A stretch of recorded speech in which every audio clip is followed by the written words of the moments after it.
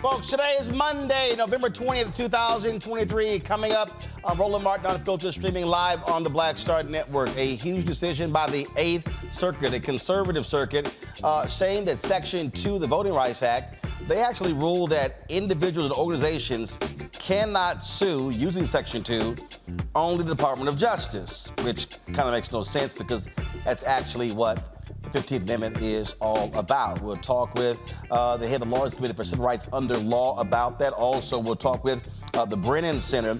This could be the case that Clarence Thomas has been waiting for to completely get rid of the Voting Rights Act. So we'll talk about that impact on African Americans, because it was Section 2 that was used to make sure we got those new black congressional districts in Louisiana, as well as Alabama. Also on today's show, the black Alabama Riverboat co-captain who was attacked, he is facing assault charges. He will join us right here on the show to talk about that. Also in HBCU, Virginia State, it's going to be the site of a 2024 presidential debate. Well, that's if Donald Trump actually agrees to any of those debates, if he is the nominee. So we'll talk about that. Also, Diabetes Awareness Month. We'll talk about that in our Fit, Live, Win segment. And also, a former Black Lives Matter local chapter leader says Donald Trump is the best choice for 2024, and he's done a lot for black people. Really? We'll discuss. It's time to bring the funk on Roland Martin Unfiltered on Black Star Network. Let's go. Whatever the miss, he's on it. Whatever it is, he's got the scoop, the fact, the find. And when it breaks, he's right on time, and it's rolling. Best believe he's knowing. Putting it down from sports to news to politics. With entertainment just for kicks, he's rolling. It's on go, roll, roll, y'all. It's Roland Martin, yeah. Rolling with Roland now. He's funk, he's fresh, he's real, the best, you know he's Roland Martin now.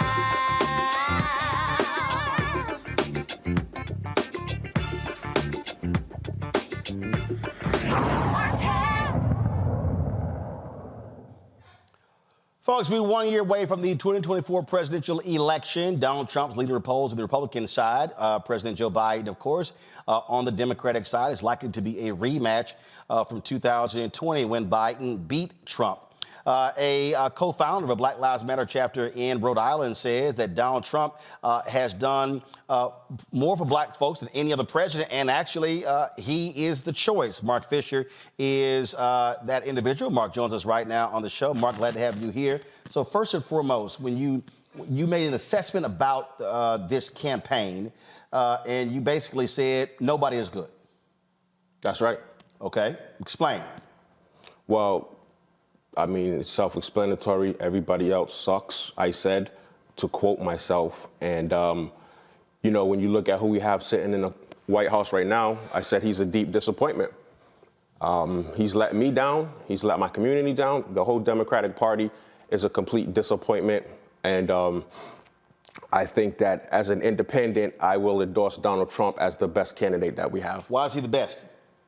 Well, because he's somebody who I would consider a strong man. I consider him somebody who would give us respect on the world stage. You say we don't have respect on the world stage? I feel like it's waning. I feel like it's what? I feel like it's when we have somebody like Joe Biden as the head of state representing us globally, I don't think it's the same as if it's Donald Trump representing us. President Joe Biden was able to pull back the NATO coalition, which Donald Trump actually splintered during his 4 years. That played a role in terms of what we see happening with Ukraine and Russia. We have also seen, again, European leaders talk about his leadership. So explain that, because obviously international leaders had, except for the dictators, they had a totally different view of the foreign policy of the United States under Trump and Biden. Well, fundamentally, they both come from a different perspective. When you look at somebody like Donald Trump, he's America first. Make America great again. Joe Biden is a globalist from a globalist camp. How is Trump America make it great again when, if you look at Donald Trump, even before he got in, he's been doing business all across the country, doing Saudi Arabia, doing China, and all of his deals since he got out of the White House. So how is he a Make America First when that's not how he's operated in his business all of these years? Okay, well, when you look at the persecution that he's facing, 91 felonies. 91. So what, you say he should have been indicted? That's not what I said. I said, No, you call it persecution, so which means that he is being targeted. How is he being persecuted? Well, Letitia James ran on getting Trump. That was her whole campaign motto. We're going to get Trump. Am I wrong? The judge in New York has already ruled against them that they actually were inflating the value of their property. Okay. Now the trial is going on. No, but you said he's being persecuted. How is he being persecuted? Is he being persecuted in Georgia where 3 of his attorneys, they actually have already pled guilty in that particular case for their role in the 2020 presidential election in Georgia? Yes, they did. They pled guilty. Right. So how's he being persecuted, though? Because they're trying to use them to get him. No. How is he being persecuted? Did he not, based upon, according to District Attorney Fonnie Willis, that Donald Trump tried to get officials in Georgia to, frankly, change the results of the election? Look, I could get you to jump off a bridge or to try to jump off a bridge. And if you jump off a bridge, am I responsible?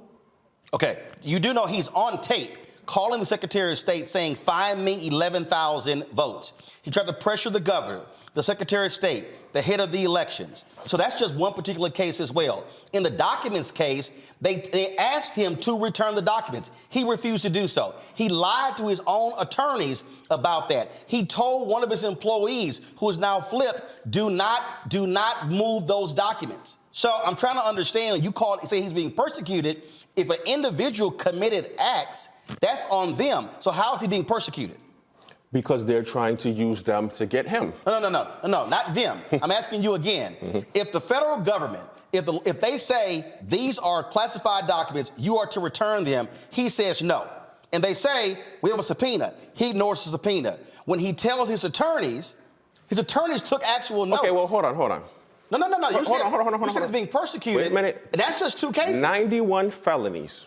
You can't even keep up with all the felonies. You can't even track all the cases across the country. Actually, you can't. And the charges that he's facing. You have to take them one at a time. There's so many. They're coming fast and furious. Actually, we can track them. But again, though, if an individual believes that he is above the law and he's not, if he committed crimes, then he should be prosecuted. Yes or no?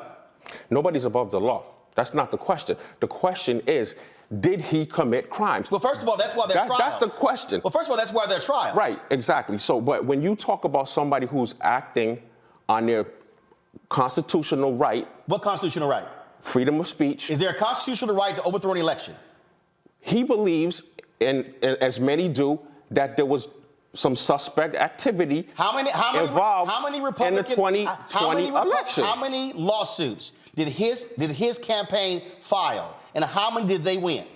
So, but what I'm saying, asking you a question. I don't know. What I'm saying I can give the answer. More than 60 lawsuits were filed. They lost them.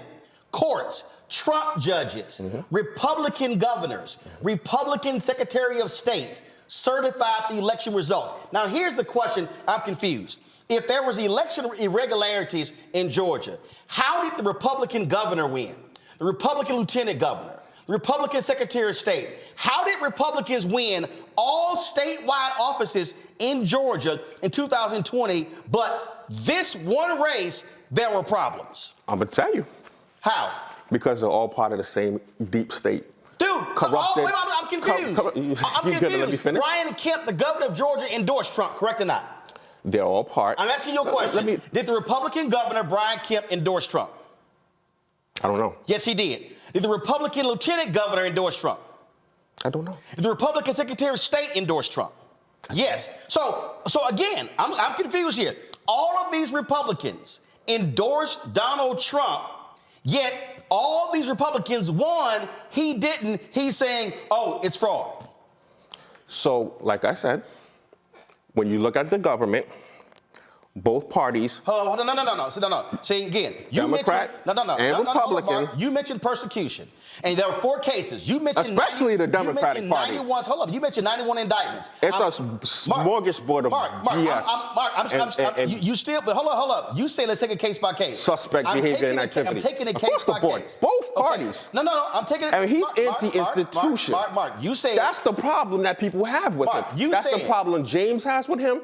That's the problem Bragg has with him. That's the problem Smith has with him. And that's the problem Willis has with him. That he is anti everything they love. No, he's not. Institution. No, he's They're not. very comfortable, right? And rightfully so. I'm not here to bash them or hate on them. God bless them. I love them. But what you're doing is making stuff up. What am I? So again, no. You say it out of your mouth. He was being persecuted. You mentioned the 91 indictments. You mentioned the 4 different cases. I walk you through 2 of those. The judge has already ruled that Donald Trump and his Trump organization absolutely inflated their assets, which is against the law. Donald Trump's own accountants testified that they actually inflated. He even inflated the size of his own penthouse. I just don't understand how people can't think for themselves. You got all these zombies walking around. You're telling me you got all these people walking that can't think for themselves, doing whatever's in their best interest for their own expedience and their careers. But every time it happens, it comes back to Donald Trump. Donald Trump. Throw him in prison. Take all his assets. Throw him under the bus. Take him off the ballots. Like. You don't think people can see this? So you don't. So what you're saying is this is anti-American. What you're saying is actually no, because there's a sign above the Supreme Court. It says equal justice under law. What you're saying is you don't mind a liar.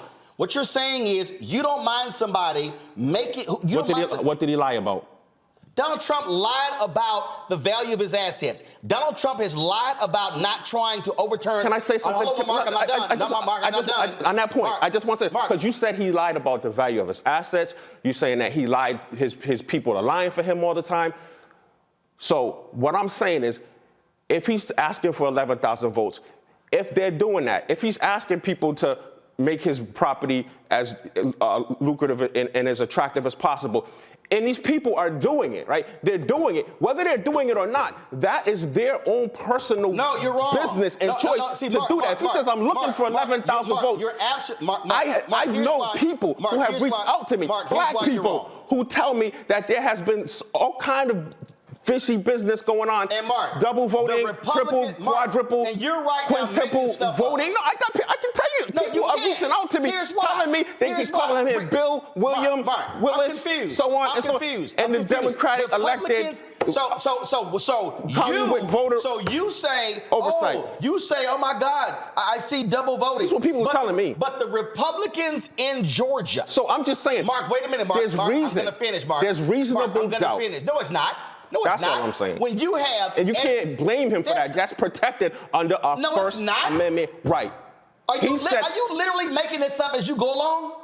So we don't have protected rights. You do know. You do know. We don't have the right, freedom of speech. You do know. We don't have the right to access the courts. We don't have the right to keep ourselves quiet. You cannot seize ballots. We don't have the right to cannot seize voting not be sieged and surged, to not be violent. We have rights in this country. And that's one of them, to speak our mind. Assembly. Mark, we have these rights. Speaking your mind and lying. Aren't you a pastor?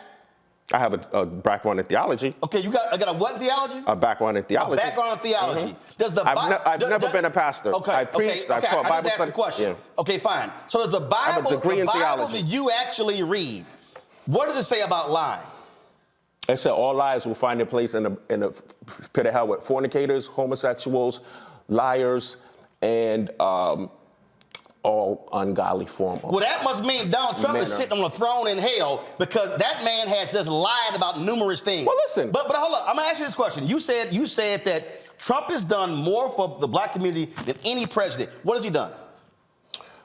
He's done a lot. Name it. Actually. Name it. And I'm surprised that most people don't really know. No, I'm asking you to name it. Okay. Name it. I'm going to. For starters, because this is important as an educated man, and $250 million annually has been allocated to HBCUs, which is big because I went to Hampton. No, it's not a lie. No, it's not a lie. Stop. I'm sorry. No. I'm sorry. And minority serving schools. I'm sorry. But it's all together. It's for people of color. Let me ask you a question, Mark. 90 million of it went to black schools. Mark, and not only that, Mark, let me ask you a question. It was about to be expired. He took the initiative to not let it expire. And not only that, Mark, you're wrong. Give it a 10-year stay where it was being done every year. He said, why do we have to keep coming back every year to get money? Mark, what you just said right now is a lie. Let me prove you. Prove me wrong. The program that you're talking about started under President George W. Bush. The president and CEO of the United Negro Fund thanked him publicly. Will you please listen? See, again, though. See, when you're operating in an alternative world, I'm giving you for real facts. Let me say it again.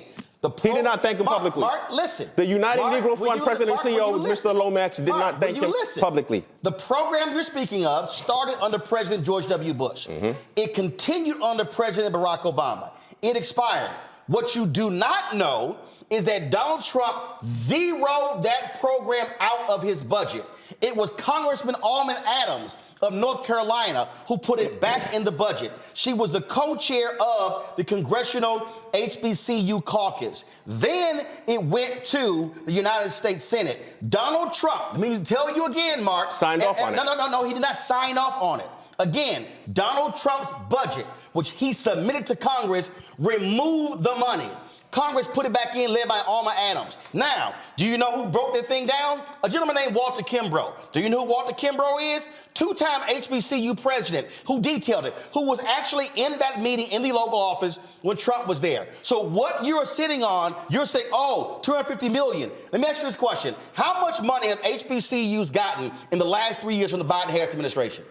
I don't know, but I never paid $10 for eggs or $5 for gas. What school did you say you went to? I never paid $10 for eggs or $5 for gas. Mark, don't try to change the subject. No, I'm just telling you. You're talking about the economy. Under Trump, it was booming. Mark, I'm asking you again. And black unemployment was at a historic all-time low. HBCUs. You want to talk about numbers? We're going to stay on HBCUs. What school you went to again? I went to Hampton for a year. Oh, you went to Hampton? And then I went to North Point Bible College in Haverhill, Mass. So let me ask you this question, Mark. You said Trump allocated $250 million to black and Hispanic serving institutions. About 90. You're reading it. No. I don't have to read because I got it up here. You say about 90 million of that went to HBCUs, right? That's what you say, correct? That's correct. Mark, that is the recognized information. Mark, are you consensus aware? information. Are you aware in the last 3 years under Biden-Harris, $6.5 billion has gone to HBCUs, not Hispanic serving institutions, HBCUs, $6.5 billion. So you held up $90 million under Trump and $6.5 billion under Biden-Harris, but you say Trump is better for HBCUs? You're telling me. Do you need the proof? You're telling me Joe Biden. Do you want the proof? Gave $6.5 billion. I'm sorry. Do you want the proof? Yeah, I'd love to see that. Okay, here's the deal. To HBCUs. Oh, no, yes. He can't even.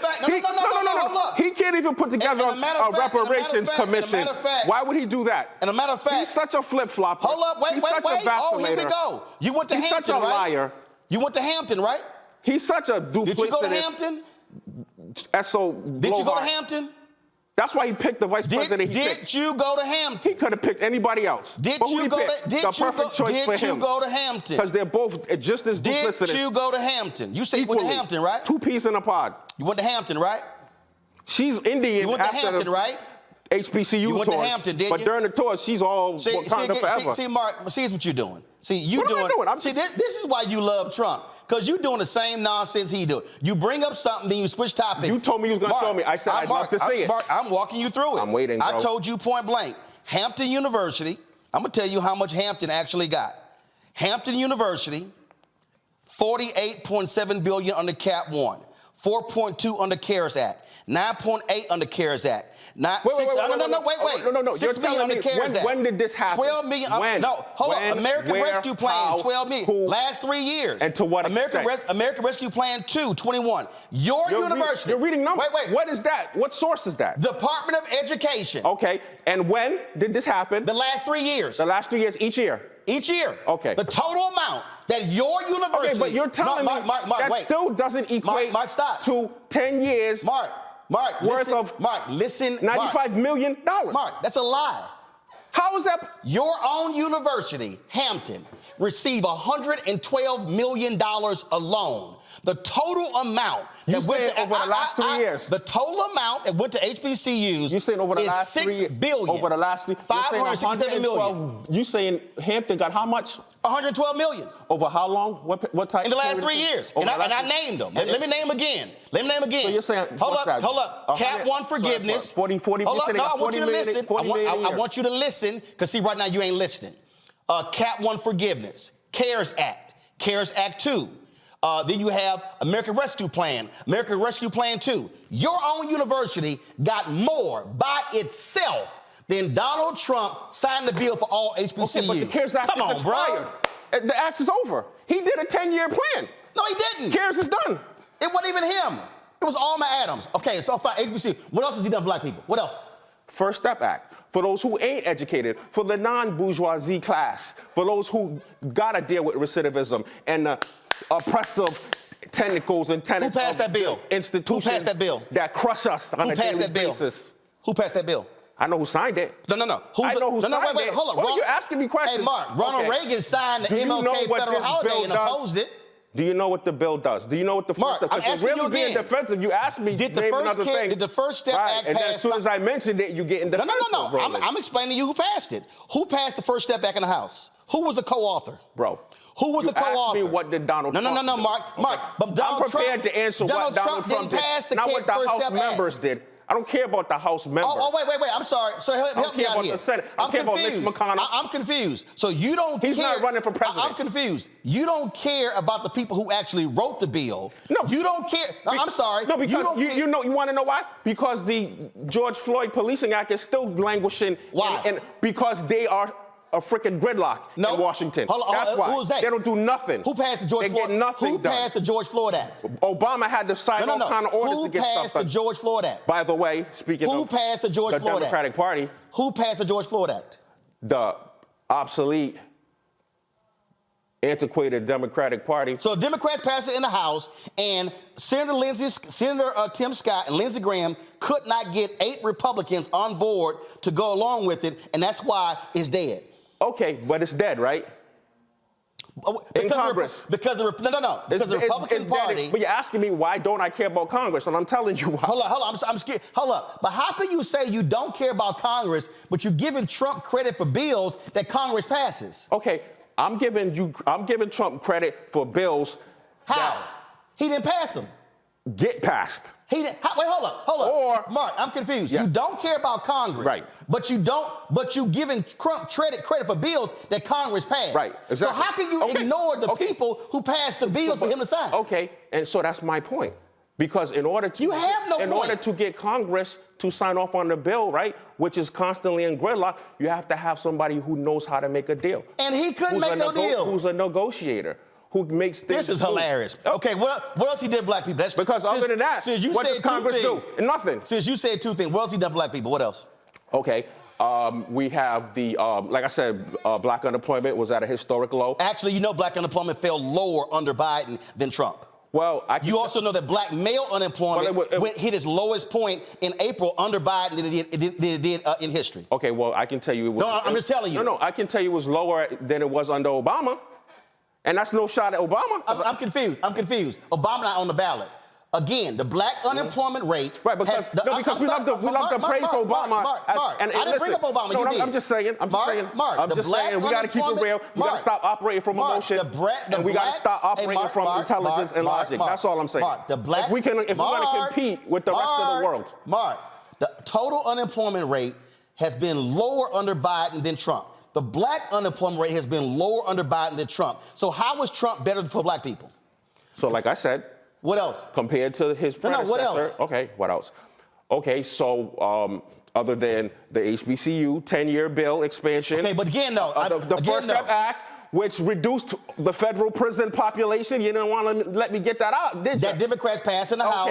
The Democrats improved in the Senate. And that Donald Trump signed off on. Wait a minute. Mark, you do know that Reagan opposed the King holiday. It ain't like we crediting Reagan for the King holiday. Unemployment at a historic low. Mark, like I said, the economy was booming. You asked a lot of black people, they tell you they was doing good under Trump. I'm still confused. They tell you they was doing real good. And like I said, I wasn't paying $10 for eggs and $5 for gas. First of all, if the black unemployment is lower under Biden than it was under Trump, how was it better?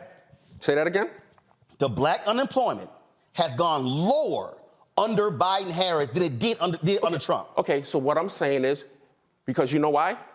Because black people are the most intelligent people in the world, man to man. And they had to, like we always do. What in the hell are you talking about? I'm going to explain to you. They have to pull themselves up by the bootstrap and make shit happen. You heard of the Great Migration? You know what that is? Yeah. Who led it? Okay. The black Who led it? The blacks who said, screw this. No, actually, that's not. Actually, there's a guy on the wall. No. Chicago Defender. Let me finish. And you know, you want to know what assisted that? You ever heard of The platinum plan, do you know what that is? Wait a minute. You go. Hold on. Stop. No. Stop. No. Let me finish. No. Just let me finish. Roland. Trump platinum plan. Do you know what created that is? the Great Migration? No. What I'm saying is, I'm confused. I didn't say that. The Great Migration was in the 1930s and 40s. No. Excuse me. I meant the Great Resignation. I apologize. When all black people in droves was like, screw this. What? The platinum plan. What was the platinum plan? Okay, so the platinum plan. What was that? It increased income in black businesses. No, it didn't. And the platinum plan was a proposal. It never actually got enacted. What I'm saying is added capital to the black entrepreneur. No, it didn't. And it didn't. Also promoted and touted Juneteenth as a national holiday. So Juneteenth was part of the platinum plan. Are you out of your mind? Juneteenth would have been a national holiday if Senator Rand Paul did not object to unanimous consent. Oh my God! Are you just sitting here just making shit up? You're asking me about Trump. No, you're making stuff up. Questions, and now you're throwing in Rand Paul and I'm throwing in facts. You're asking me questions and I'm answering them. No, you're not answering. What you're doing is you're doing what Trump is doing. You're just making shit up. So there's no dude, the platinum plan was a plan. It was never enacted. Exactly. I know. And he also said. I know that. Trump said, you know why it wasn't enacted? Why?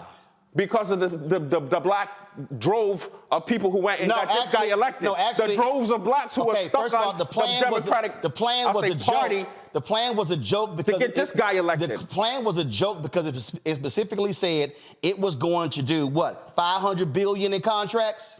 Let me ask you this question. How much the total amount of contracts the federal government gives out every year? Okay, so Mark, I'm asking you a question. What's the total amount of contracts the federal government gives out every year? I don't know. It's $560 billion. So you trying to tell me that the total amount of contracts the federal government awards every year to everybody is $560 billion, and Trump was going to award $500 billion of black people? Are you literally out of your mind? So, like I was saying. Answer the question. Now, opportunity zones. Oh my God. Also, a low-income community incentivized plan. That I call the Trump White House. Nice try, Mark. I call the Trump White House. It was proposed to revitalize the inner cities by giving business owners, developers, and property owners. And guess what, Mark? I had a pastor. Tax breaks. Mark, let me help you out. Capital gains. Let me help you out, Mark. To pump life into our dead economies and cities. I don't know what the hell you read. No. But, bruh, that's what it is. You are literally. That's what opportunity zone is, Roland. Mark, this ain't gonna go on much longer. Because right now, dude, you just making shit up. I literally. Did he not sign into law? Mark, listen. The first and only new historic park in Martin Luther King Jr.'s name in Georgia. Are you out of your? Okay, so then. Oh my God. He did not sign into law and create a new historic park in Georgia in honor of Martin Luther King Jr. He didn't do that, Roland. You literally say, let's support Trump because a park was created? No. You're asking me. No, see, this is the problem. No. I noticed how you skipped over that platinum plan. This is the problem. Mark, I noticed how you skipped over those contracts. The narratives that people believe and buy into instead of creating their own narratives. I noticed That's how what you I'm doing. Over the I'm creating a narrative actually, like I did with myself. What you're creating. Because I no longer choose to be defined by you, by the news, by print, by media, or by my neighbor. Okay. I define myself. Mark, here's the deal. Everything you just laid out. When I say you are so wrong, when I say you're factually wrong, when I say you can't, and then when you get hit with facts, you want to hopscotch on to the next thing. I brought up contracts, and I gave you the number of federal contracts. Trump said, I'm going to do $500 billion with black people. It's only $560 billion total in federal contracts. That was a flat-out lie. You fell for the okie doke. And so I walk you through. You're touting this $90 million HBCU plan. He said he's going to. He said what? He's going to do $500 billion. That was the platinum plan. Mm-hmm. He was going to do $500 billion to black businesses when the federal government only spends $560 billion total for everything. So how in the hell if the federal government is spending $560 billion total, he just going to go, I'm going to give $500 billion to black people? I can tell you what, I didn't hear that. I never heard. I'm not. You didn't hear it? No, listen. I didn't hear him say I'm going to because it's it's in the plan. Okay. The plan that you brought up. The platinum plan. Now, if he said that he's going to give $580 billion. No, he says $500 billion. $500 billion to invest in black people, right? Where's it coming from? That's a good question. You damn right it's a good question. And now, like and it ain't coming from the federal government. What I'm saying is, like, with a lot of things, he made shit up. I can't speak for him. I can't No, speak for now you can't speak for him. No, I can't. I can't speak for him. Oh, my God. I can't speak for you. Okay. I Mark, can tell you, Mark, based on facts, what I know, experience, you what I literally read and see, have not recited any facts. And historical sources, empirical evidence, what you the facts are. That's what I can do. I can't speak for him. Mark, I feel for you, brother. I know you've gone down some rabbit holes, but listen, you ain't cited any facts. You haven't cited any of that. What you've thrown is stuff out that's easily disproven. Easily. Let me say something, Roland. Okay, final comment. Because I got to go to my black lawyers next. Because we're fighting these Trump federal judges who want to get rid of the Voting Rights Act. But go ahead. It's important to understand that, most importantly... Oh, my bad. My bad. I need to put on some Marvin Gaye because this is some bullshit. But go right ahead. Most importantly, we're trying to pivot off of the Democratic plantation. We're trying to make a pivot from this hold. How about you pivot to facts? This hold. How about you pivot to facts? That this party has on my people. How about you pivot to facts? That's so destructive to my people. How about and my you community. pivot to facts? That's what I pivot to. You literally. Now, Trump is the alternative. No, he's not. Hey, I support him. Dude, you literally That's the most important You literally thing. called the January 6 people dissenters when they were domestic terrorists. I said what? Say that again? You have been quoted as calling the January 6 folks dissenters when they actually are domestic terrorists. Well, listen. You support them? I stand in solidarity with any American brother or sister, like I said from the very beginning. You stand in solidarity with the Oath Keepers? That's going through hard times. Do you stand in solidarity with the Oath Keepers? Mark, that's because I don't take no pleasure in any American brother. Listen, this is the thing. I'm asking you a question. I know how people feel. Do you stand in solidarity with the Oath Keepers? Listen, yes or no? I have empathy for black people, right? Because how do you think I feel in my community? I have been castigated throughout my community and family and friends. So here's the thing. But I know how they feel. I understand. Mark, and guess what? Because they hate Trump. But guess what? There's no future in that. There's no future in that. I know how you feel. No, ain't no future in this country if that lying, narcissistic insurrection is allowed back in. You literally have called the January 6 people dissenters. These are people who were domestic terrorists. These are people who were angry that black people voted. Donald Trump kept trashing black people when he would say Atlanta, Philadelphia, Milwaukee, and Detroit. You had a Republican. I'm not done. You're making such a broad stroke. No, I'm not. That's like they did at BLM in the summer of love. No. Every BLM supporter is a rioter and a looter Donald and Trump an literally anarchist. said, okay. It's the same thing. So you think the people who've been convicted, they should be let free? No, I think that there's a justice system, and I think they're going through the course like all my people had to. Like all my people had to. Doesn't make it right or moral. There's a justice system. I believe it was a setup. And I believe it could have been stopped. It could have been prevented. It was a setup. Of course. You think we would have got that far? So January 6th was a setup. Of course it was. Okay. They could have stopped that like that.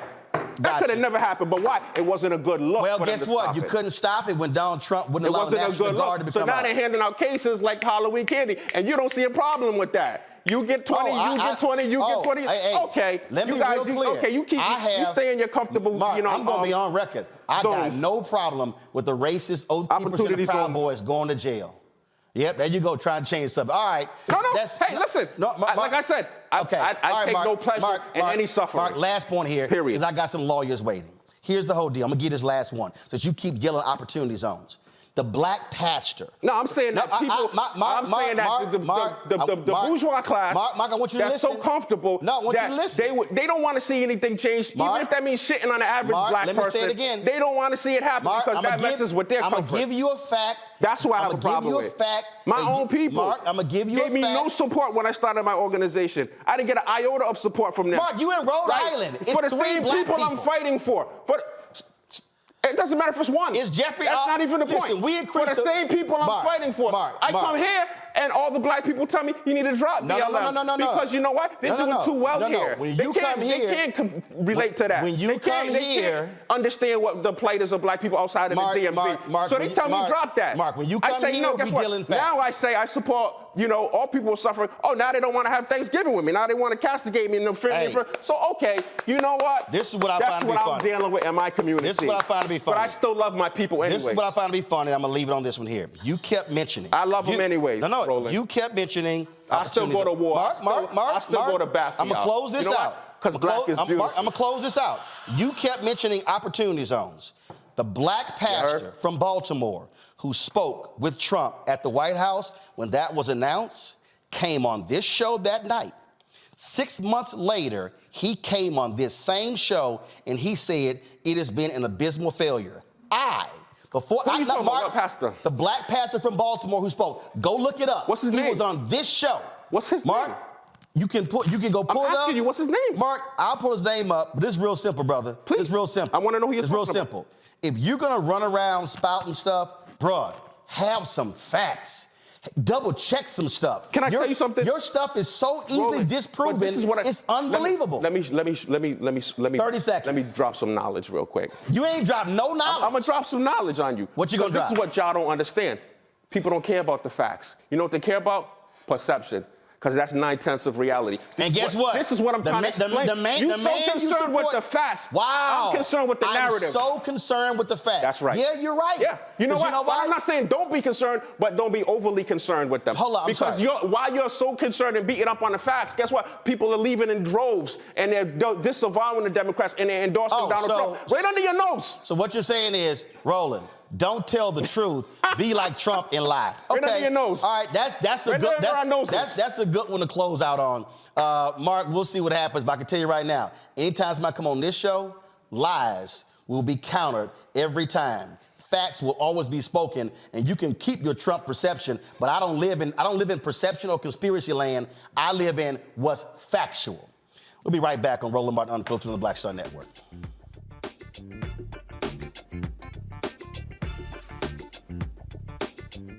Hatred on the streets, a horrific scene, a white nationalist rally that descended into deadly violence.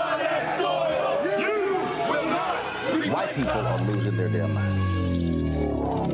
An angry pro-Trump mob storms the U.S. Capitol. We've seen shooting. We're about to see the rise of what I call white minority resistance.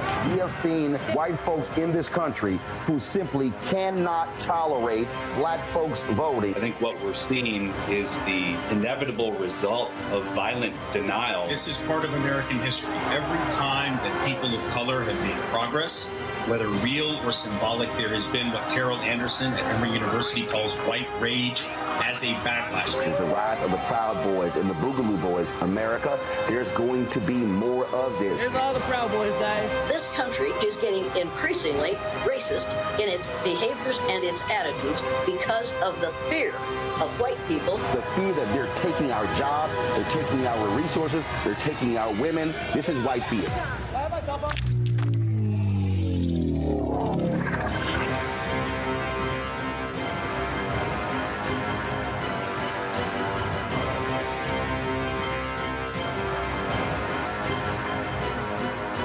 On the next Get Wealthy with me, Deborah Owens, America's Wealth Coach, inflation is on the rise.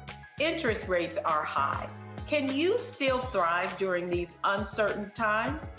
On the next Get Wealthy, you're gonna meet a woman who's done just that, living proof of what you need to do to flourish during these uncertain times. These are times where you take advantage of what's going on. This is how people get rich or richer. That's right here on Get Wealthy, only on Black Star Network. Hey, what's up? Geek Tony in the place to be. Got Kicked Out Your Mama's University, creator and executive producer of Fat Tuesdays, a air hip-hop comedy. But right now, I'm rolling with Roland Martin, unfiltered, uncut, unplugged, and undamn believable. You hear me?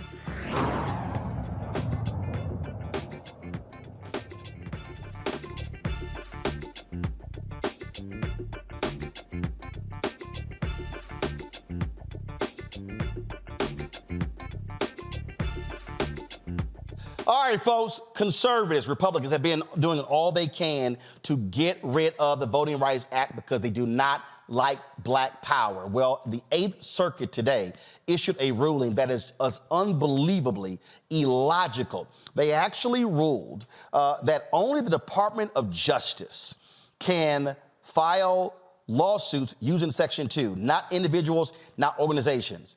Do y'all realize the DOJ has filed less than 20 cases, but outside groups have filed nearly 200 in the last several years?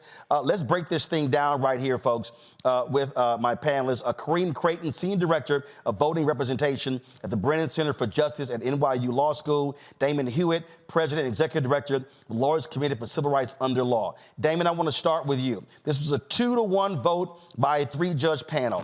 Clarence Thomas has been wanting to get rid of the Voting Rights Act. Republicans have been targeting Section 2, and it's under Section 2 we've been able to get those congressional districts in Louisiana, in Alabama. What do you make of this decision? Well, Roland, it's a classic case of a right without a remedy is no right at all. That's essentially a translation. This is not a new play, this notion of this so-called lack of a private right of action.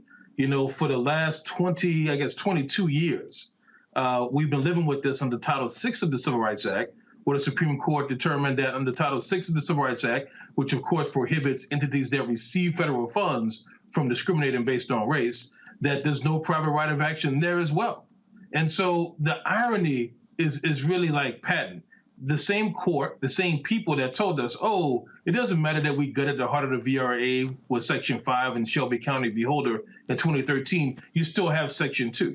Now, Roland, we've known all along that Section 2 cases are more expensive, more fact-intensive, more time-intensive, and sometimes when you win a Section 2 case, bad things have already happened, just like in Alabama, right? A whole election has gone by. But now they're telling us Section 2, forget about that as well. This is the play, and this is evil at work, quite frankly. That's exactly what it is, Kareem. And again, there are people out here, and I've been doing what I call Civics 101 on social media because a lot of our people don't quite understand what conservative Republicans do. They file cases hoping they're going to make their way through the court system and get to the Supreme Court, where they have 6 conservative justices on the Supreme Court, and all they're hoping for is for 5 of them to side with them that would invalidate Section 2 of the Voting Rights Act. And if that happens, Section 4 has already been gutted. You gut Section 2. Oh, the attack on black people is going to be all over the country. I can't question anything you said there. Section 2 has traditionally been viewed as the sword that plaintiffs have to go and defend and vindicate their right to vote. As Damon mentioned earlier, it's been really an opportunity that has worked in really episodic ways, not as perfectly as we'd like it to, but it has worked.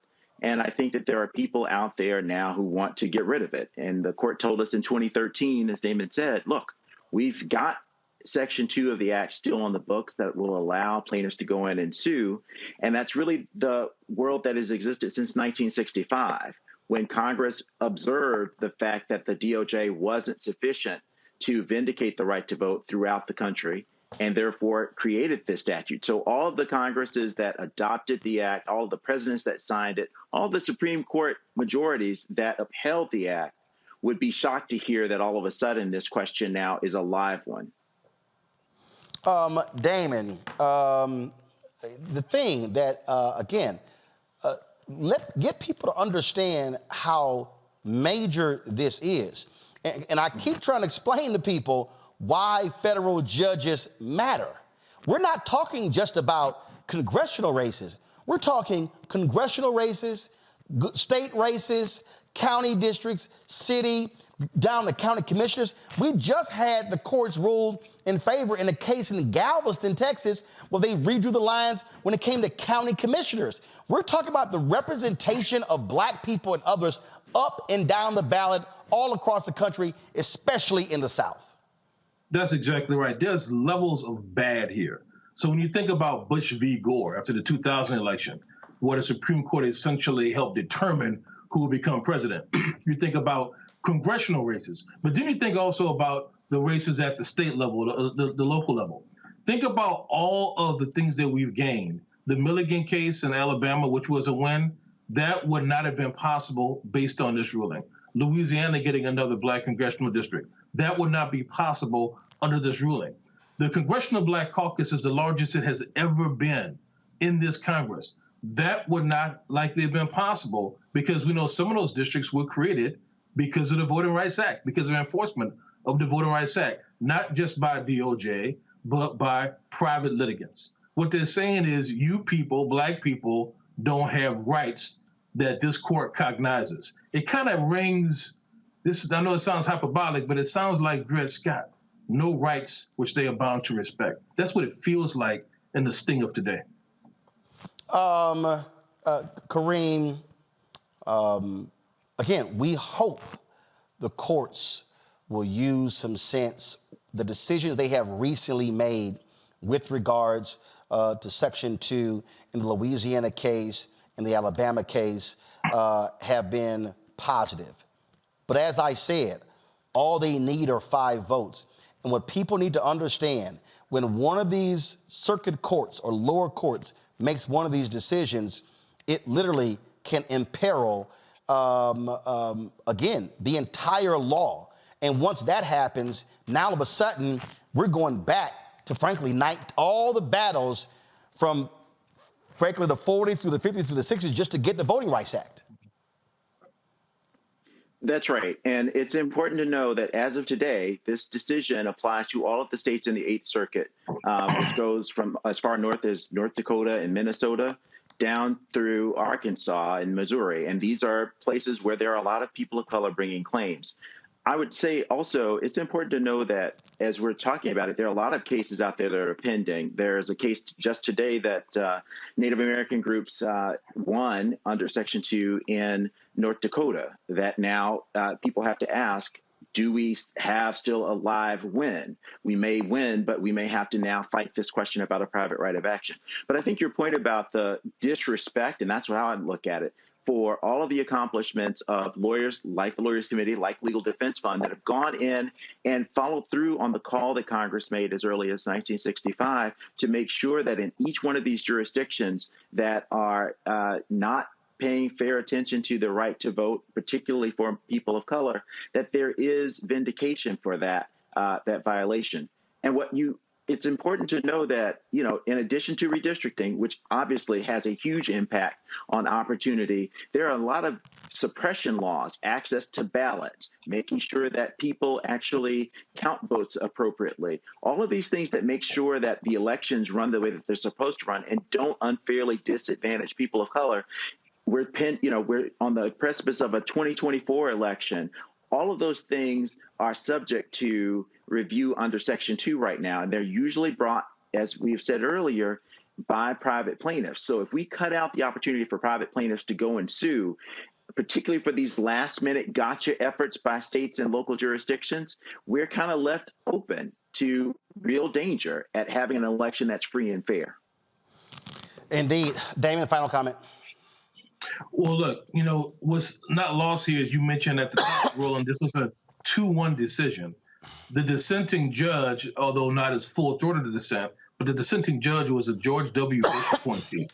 That's what we're left to, folks. That's what we're left to in terms of who we have to convince on these federal courts. Now, we're a nonpartisan organization, so we'll argue any case, any time on the merits for black folks before these federal courts. That's what we do as lawyers and litigators, as Kareem knows and does well.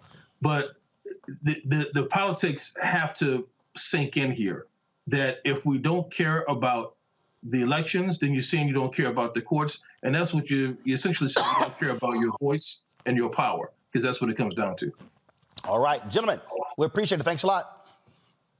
Appreciate it. Thank you. All right, folks, going to break. We come back, go to my panel. You know they've been waiting to talk. Ooh, Lord. You watching Roland Martin Unfiltered right here on the Black Star Network.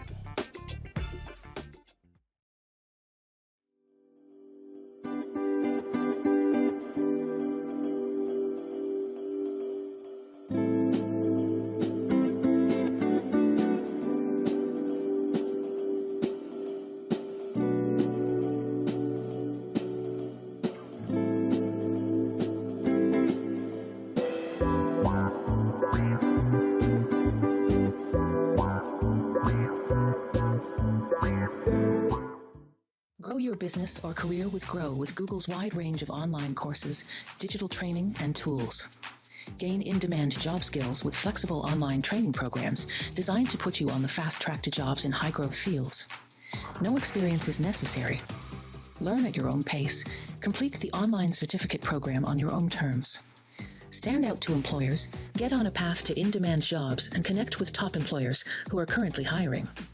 Take one professional career certificate program or all 6. Earn a Google Career Certificate to prepare for a job in a high-growth field like data analytics, project management, UX design, cybersecurity, and more. All professional career certificate programs must be completed by December 31st, 2024. Scan the QR code to complete the application. There are 1,000 scholarships available. Grow with Google and J. Hood and Associates. Be job ready and qualify for in-demand jobs. Next on the Black Table, with me, Greg Carr, working under the constant threat of violence. Nearly 50 bomb threats over dozens of HBCU campuses. In 2022, we'll talk to our HBCU Master Teacher Roundtable about the stress, the strain, the frustrating lack of answers, and real community-grounded solutions to the threat of violence we face at HBCUs today. Join us for the Black Table, only on the Black Star Network. Hey, what's up, y'all? I'm Devon Frank. I'm Dr. Robin B., pharmacist and fitness coach, and you're watching Roland Martin Unfiltered.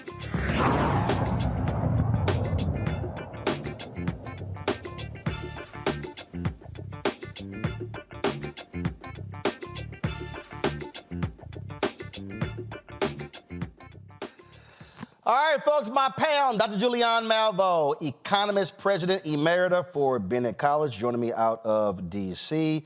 Dr. Amakongo Dibinga, senior professorial lecturer, School of International Service, American University out of Washington, D.C.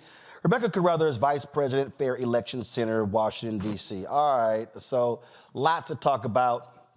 Let me first start with Amakongo.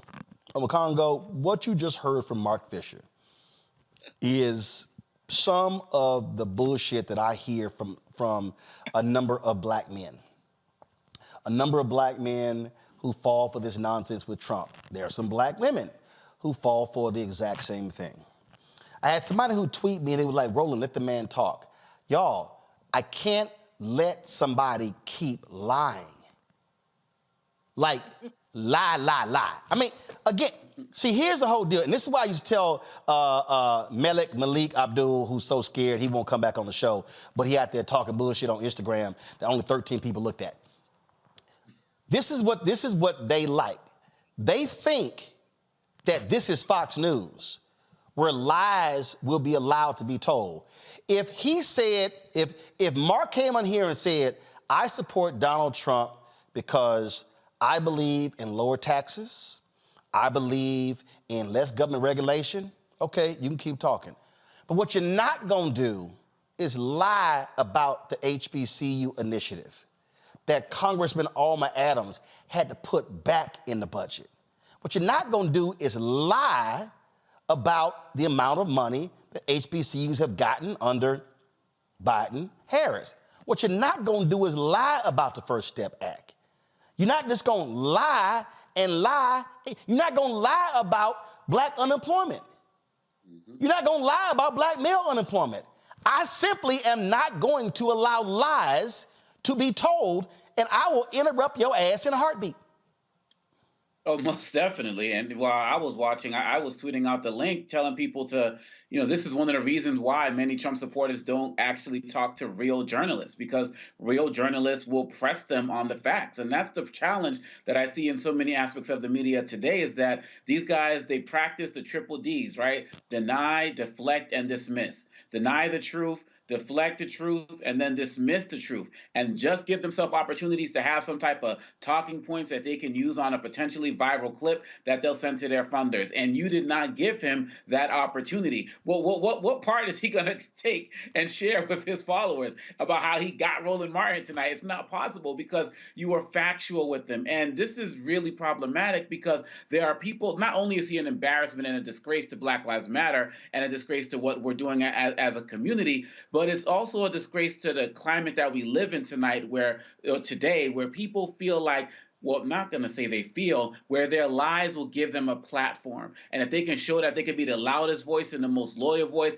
there is a place for them in news articles and Fox News and One America News Network and all of those. But you bring yourself here to the Black Star Network, this is what you're going to get, which is why I don't think he's going to be back, which is why I can't wait for this clip to be up tomorrow, because it needs to be circulated widely on what real journalism looks like. And you have facts, you have institutional knowledge. And when you have a combination of that, they have nothing for you. And so everybody needs to see this. This was a master class in what journalism used to be and what real journalists should be doing. And the reason that we have part of our problems today is that most journalists on all of these networks do not do what you just did. They let people speak, let people make their talking points, and let them fundraise off of it and call it a day. And that's as much a part of the problem as so many other issues we're dealing with. So thank you, Roland. And see, the thing here for me, Julian, is my producer was talking to him out there. I said, do you believe anything you said? He said, no. What? We got to shake this thing up. And see, so this is what you have out here. and I know a bunch of these fools with YouTube shows talk just like him. Because this is what they say. Man, we got to get off the plantation. First of all, if you believe that you are on a plantation, then you are saying you are a slave. I'm not on a plantation. That's right. I'm not enslaved, nor am I a sharecropper. So let's just get this straight. But the thing here is, you have these people who say, well, we got to shake up the Democrats, so we going to vote for Trump. I got some foundational Black American, one of them FBA fools, who just tweeted me, Roland, this ain't going to matter, Trump 2024. And I went, fool, there ain't nothing. See, these FBA fools are hardcore anti-immigration. But Trump, they hardcore anti-Black. So if y'all think Trump gonna do anything for you FBA fools, y'all got to be, let's see, y'all call yourselves foundational Black Americans. I'm gonna call you free bumpkins of America if y'all believe Trump doing anything for y'all. Roland, I'm so glad you took a break because I was cracking up so much I had to adjust my makeup. Tears were rolling down my face. And you need to drug test people before they come on your show. Drug tests and mental health tests and everything else. That was one bloody fool. A total, I mean, I kept saying, WTF, WTF. Ask Carol, I was texting, tell Roland to get this fool off the air. But the fact is that he does represent a slice of Black America that is crazy. Well, let me roll back. And white America. Well, I don't care about white. No, it's like the crazy Trump people who actually think he's still the president. I know. Oh yeah, that part. When I got I got our list of topics. I called Dr. Melina Abdullah and said, "Who is this fool?" He says he's with Black Lives Matter. Well, the courts would not allow Black Lives Matter to copyright their name. So anybody can go anywhere and call themselves Black Lives Matter. She said they did not have a Rhode Island chapter. She said this is just basically you're free flying fool. And that's what he was. But you handled him properly, perfectly, appropriately. But I really was thinking that he was on something because his whole affect was odd. And at the same time, what we do know about all of this is that these people are not going anywhere. The poster you had on a couple of weeks ago said that 30% of Black men would vote for Trump today. I don't know if that poll is correct, but I know that there are a large swath of Black men and Black women who believe that the orange man is okay. And I don't understand how they can do that when you look at what's going on. When you look at the economic numbers. Yes, we do have inflation. He mentioned that. He threw that in. He had to pay $5 for some eggs. Okay. I mean, but inflation is coming down. And we know why we have inflation. So inflation is one issue that a lot of people are going to hang their hat on. Gas prices are coming down. They've been coming down consistently. So I don't even know, but they want to hold on to some old narrative. Black unemployment is still below 4%. We've never seen sustained Black unemployment below 4%. That was a Biden thing, a Biden-Harris thing, not a Trump thing. And we could go through the fact is that if people would simply read, simply pay attention, there is no contest between Biden and the Orange Man. Rebecca, here's the thing that we have to understand, that there are chaos agents. There are people who deliberately spread disinformation and misinformation. And when you allow lies to keep being repeated, what happens? Donald Trump did it. Donald Trump kept repeating lies, and these people kind of like, oh, must be true. Donald Trump was saying he signed a bill into law that Obama did. But if you keep repeating the lie, folks will then start repeating the lie for you. Mm-hmm. Well, speaking of repeating lies, I do not think that he actually was a co-founder of Black Lives Matter Rhode Island. In fact, I so do not believe it. I actually just tweeted out and tagged you in it, Roland. I actually pulled up Rhode Island government to actually see, okay, whose names are actually on Black Lives Matter Rhode Island articles of incorporation. And I saw a Michael, I saw a Gary, and I saw Cheyenne listed. I did not see Mark Fisher listed in the 2020, I think it was August 2020 filings to file Black Lives Matter Rhode Island as a nonprofit in Rhode Island. So I think he's lying about that. I mean, speaking of lies, like it's pretty easy to go find out, his affiliation. And the only places where I saw him listed as a co-founder of Rhode Island Black Lives Matter is it came out of his mouth and then got printed over and over in subsequent newspapers. But I'm still looking to see, dude, are you actually a co-founder of Rhode Island Black Lives Matter? Because the documents say otherwise. I'm going to tell folks right now, it's going to be a whole bunch of lying over the next 11 months. And if you allow lies to get repeated, especially at the Thanksgiving dinner table, then people are going to go there. So when y'all sit down to eat Thursday, Friday, Saturday, Sunday, if anybody at your dinner table sounded like homeboy did, light that ass up. Light that ass up and hit them with nothing but turkey legs and facts. Folks, gotta go to a break. We come back, we're gonna talk to the co-captain with the Montgomery brawl. Y'all remember that? I should have worn my hashtag team whip that ass shirt with the folding chair on it. So we'll talk to him next about being charges filed against him. Don't forget to support us in what we do, folks. Join our Bring the Funk fan club. Your dollars make it possible for us to do what we do. Send your check and money order to P.O. Box 57196, Washington, D.C., 20037-0196. Cash App is $ RM Unfiltered. PayPal R Martin Unfiltered. Venmo is RM Unfiltered. Zelle Roland at RolandSMartin.com. Roland at RolandMartinUnfiltered.com. We'll be right back. I'm Dee Barnes, and this week on The Frequency, we talk about school to prison pipeline, book bans, and representing for women's rights. The group Moms Rising handles all of this. So join me in this conversation with my guest, Monifa Bandelli. This is white backlash. This is white fear that happens every time Black people in the United States help to walk the United States forward towards what is written on the paper. Right here on The Frequency on the Black Star Network. On the next Get Wealthy with me, Deborah Owens, have you ever had $1 million idea and wondered how to bring it to life? Well, it's all about turning problems into opportunities. On our next Get Wealthy, you'll learn of a woman who identified the overload bag syndrome, and now she's taking that money to the bank through global sales in major department stores. And I was just struggling with 2 or 3 bags on the train.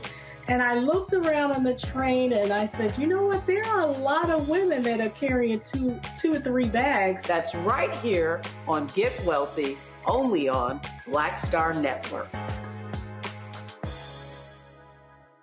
I Hi, I'm Dr. Jackie Hood Martin, and I have a question for you. Ever feel as if your life is teetering and the weight and pressure of the world is consistently on your shoulders? Well, let me tell you, living a balanced life isn't easy. Join me each Tuesday on Black Star Network for A Balanced Life with Dr. Jackie. We'll laugh together, cry together, pull ourselves together, and cheer each other on. So join me for new shows each Tuesday on Black Star Network, A Balanced Life with Dr. Jackie.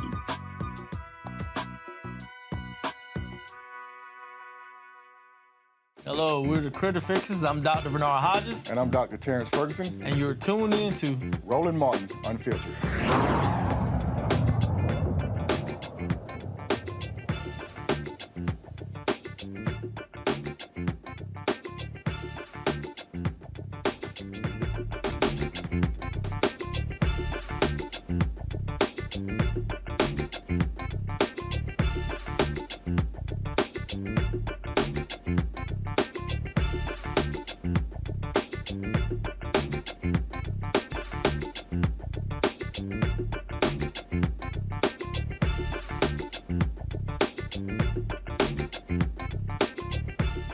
Folks, the Black Alabama Riverboat co-captain now facing charges after he was attacked on August 5th. We all remember seeing this video here of Damon Pickett tossing his hat in the air, and then it was on. He was charged with third-degree assault, becoming the sixth person charged in the brawl, which happened because a private pontoon boat was preventing the Harriet II riverboat from docking along the Montgomery riverfront. Pickett took a smaller boat to the dock to move the pontoon boat on his own before white boaters attacked him, prompting others to defend Pickett, causing a massive melee. Joining us from Montgomery is Damon Pickett. Damon, glad to have you on the show. Before I get to the charges, I got to ask you this.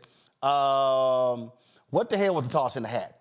What was like? Explain that. Is that like something you normally do? What was up with that? It meant exactly what you thought it was. It's on. That's what it meant. Exactly what you thought it was. It's on.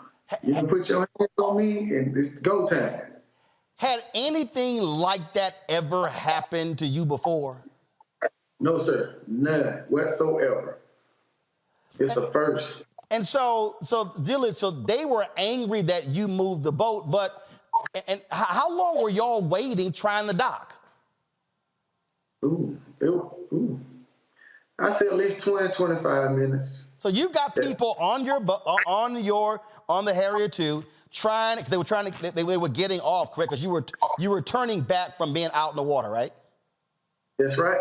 And so y'all are sitting there, and these cats ain't moving, and they're moving. And I take it, were y'all hitting the horns? Were y'all trying to say, hey, man, we need y'all to move? And they just like, yeah, no, we ain't moving. Yeah, that's exactly what happened. We was on our bullhorns and everything.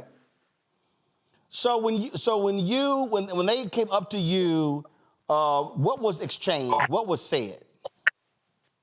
I was telling them it's the reason that they both had to be moved, because if not, our boat was going to crash their boats.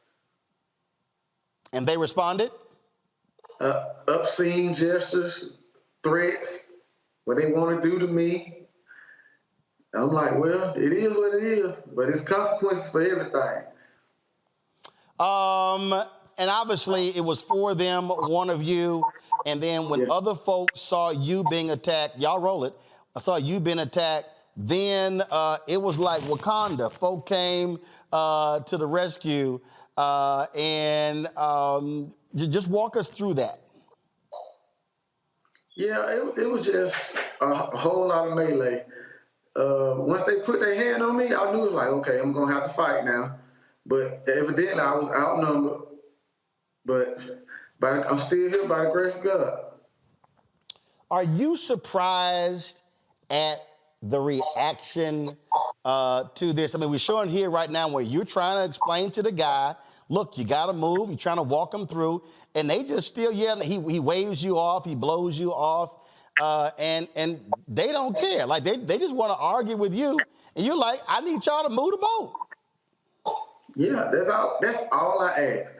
That's all I ask. Y'all move y'all boat, and y'all can still have y'all boat sit right here. Just let us park. And they will still threaten me, talk about what they gonna do to me. And I'll tell them, y'all put your hands on me, it's gonna be consequences. So so are you surprised with these assault charges? Because again, I'm seeing several times you're being touched. Yeah. And I'm like, how y'all gonna charge me for something that I do every day, just doing my job? Were you shocked, surprised about the international reaction to this Montgomery Riverboat brawl? I'm still surprised right now, shocked. It's getting so much attention. I'm getting a lot of support from people, and I'm just overwhelmed with a whole lot of blessings. Questions from our panel. Rebecca, you first. Well, first, Damien, you're a national hero, so salute to you. When you threw up that hat, everybody knew it was the hootie-hoo of everybody, come on in, we got to jump in. You know, I'm an attorney. I don't understand, well, as an attorney, I don't understand why you're being charged. As a Black person in this country, I know exactly why you're being charged. Do you have a legal defense fund that we could all donate to make sure that you're able to pay your attorneys to make sure that this charge goes away?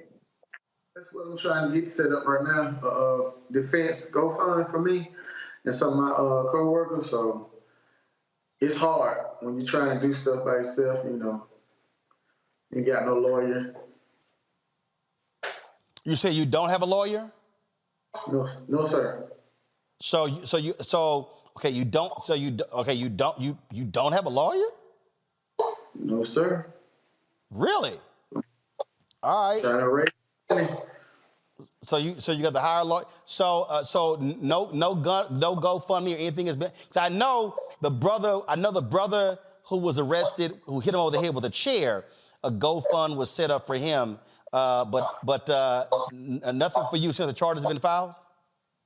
No, I'm setting up one tomorrow. So I have try to get some funds in there for get me a good attorney. Okay, all right. Omakongo, your question.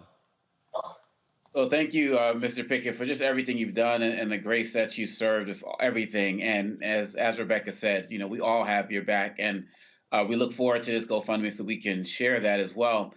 We talked about a lot of the support you received. Has there been a lot of negative backlash from people who are, you know, out there on the Trump side of things? You know, do you have any fear for your safety as you've gone through this process? Hey, Omakongo, hold on one second. Hey, Ben Crump. Yes, sir. Hey, I'm on the air right now with the brother who was the co-captain at the Montgomery brawl. You know they charged him, right? Yeah. So he doesn't have an attorney or anything. We're interviewing him right now. They don't even have a GoFund. We need to get this brother an attorney, Ben. No, we'll definitely get him an attorney. If you want to put him on group text, I can't go and make the initial contact because that's solicitation. Got it. But if you want to text me and call me, we'll definitely, all kind of people will want to assist him. All right, so you want me to send him your number and for him, and then he'll contact you. Text me. Yep, he can just text me and we'll call him right away. All right, I'll take care of that. All right, Roland Martin. All right, Ben, appreciate it. Absolutely, sir. All right, thanks a bunch. All right, Damon, you gonna have an attorney. Okay. That's how we roll here, Damon. I take my spokesperson, Mr. John C. Burnett. Huh? Mr. Burnett, he's my spokesman. Oh well, no, that's a spokesman. You need an attorney. Yeah. Carol's gonna send me your number. I'm gonna give her. She gonna send you Ben Crump's number, and then as soon as you get done this interview, I want you to text Ben Crump, and then we'll get it started about getting you an attorney down there in Alabama. All right? Yes, sir. All right, Omakongo, ask your question again.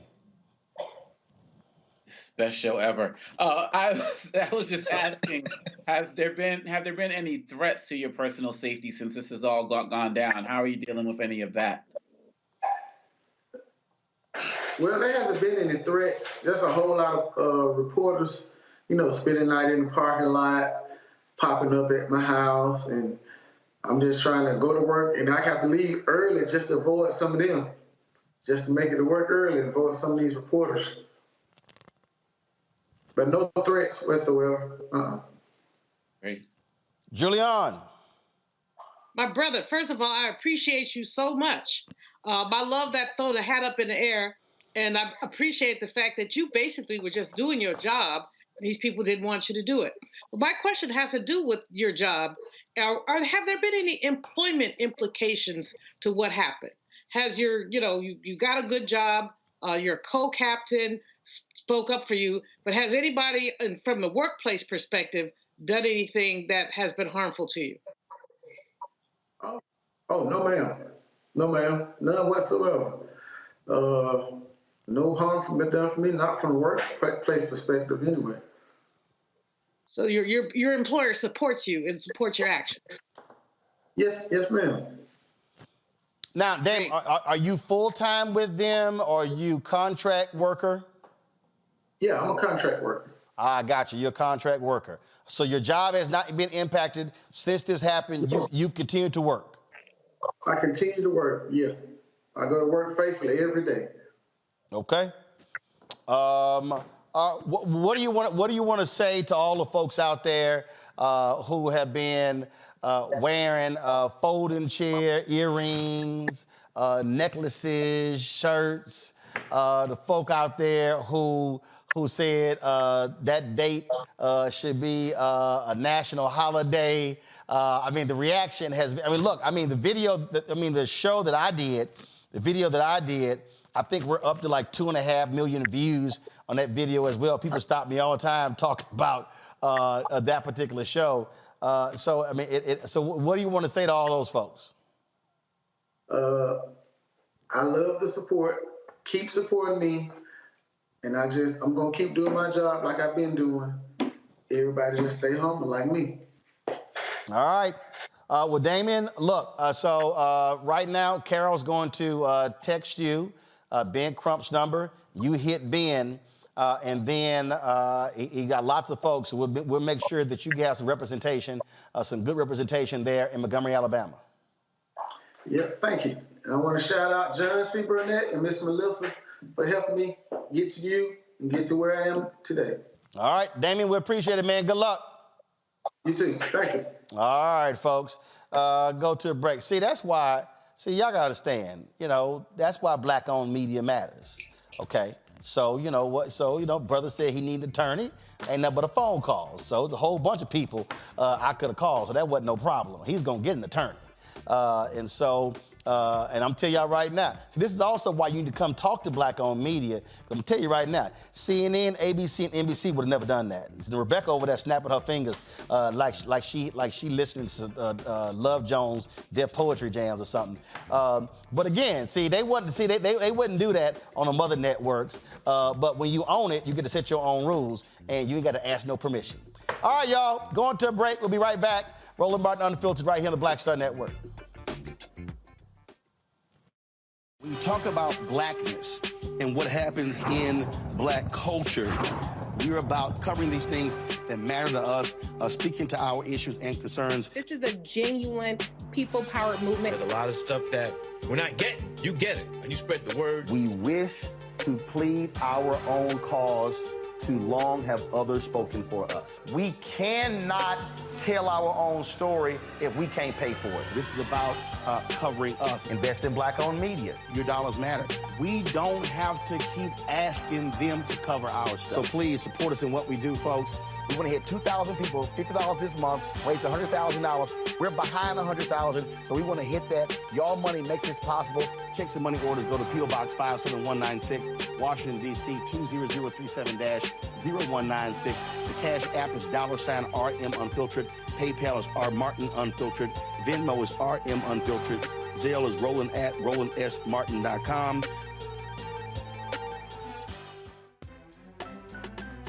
I'm Faraji Muhammad, live from LA.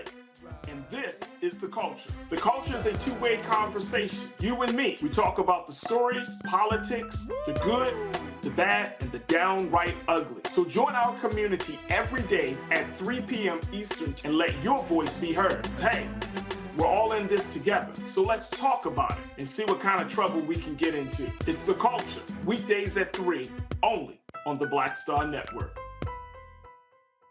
Next on the Black Table with me, Greg Carr, working under the constant threat of violence. Nearly 50 bomb threats over dozens of HBCU campuses. In 2022, we'll talk to our HBCU Master Teacher Roundtable about the stress, the strain, the frustrating lack of answers, and real community-grounded solutions to the threat of violence we face at HBCUs today. Join us for the Black Table, only on the Black Star Network. Hello, I'm Jamia Pugh. I am from Coatesville, Pennsylvania, just an hour right outside of Philadelphia. My name is Jasmine Pugh. I'm also from Coatesville, Pennsylvania. You are watching Roland Martin Unfiltered. Stay right here.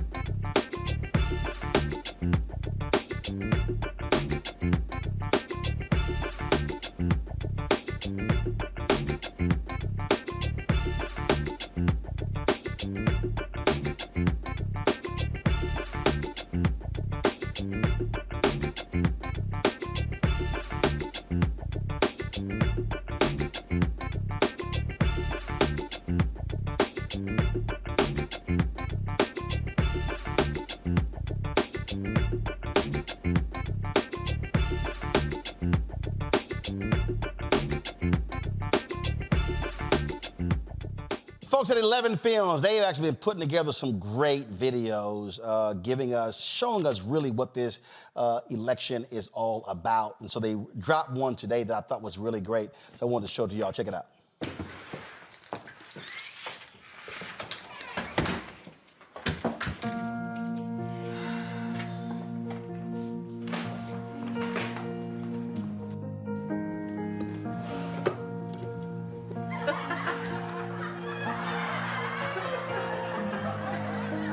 Wake up alone with the fire in the hall.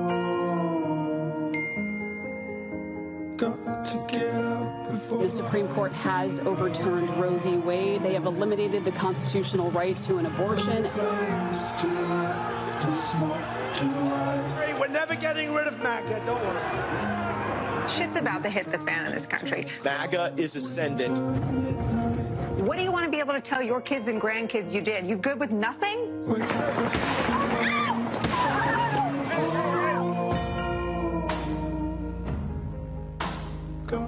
You know what gets people out to vote? Emotion. It's not going to be enough. They've got these extreme positions. If we don't motivate our voters to understand what's at stake. What are you gonna do? I know what I'm gonna do. Do I know what I'm gonna do?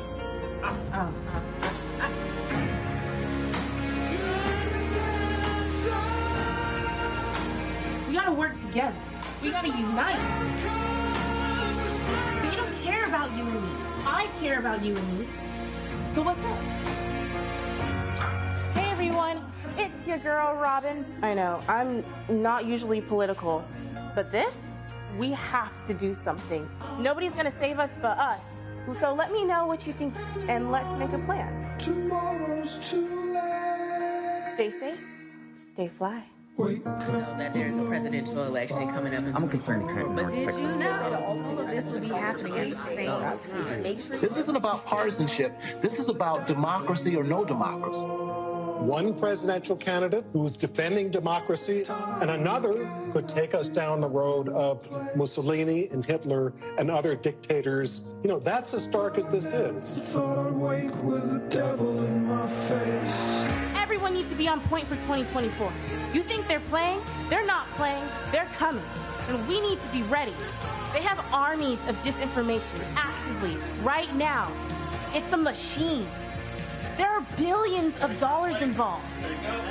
The Capitol riot made clear that MAGA is a cult. This is the last free and fair election, unless we show up and show out. So what can you do? Get involved. Make content. Everyone can do it. You can do it. Be a voice. Start today, because tomorrow's too late.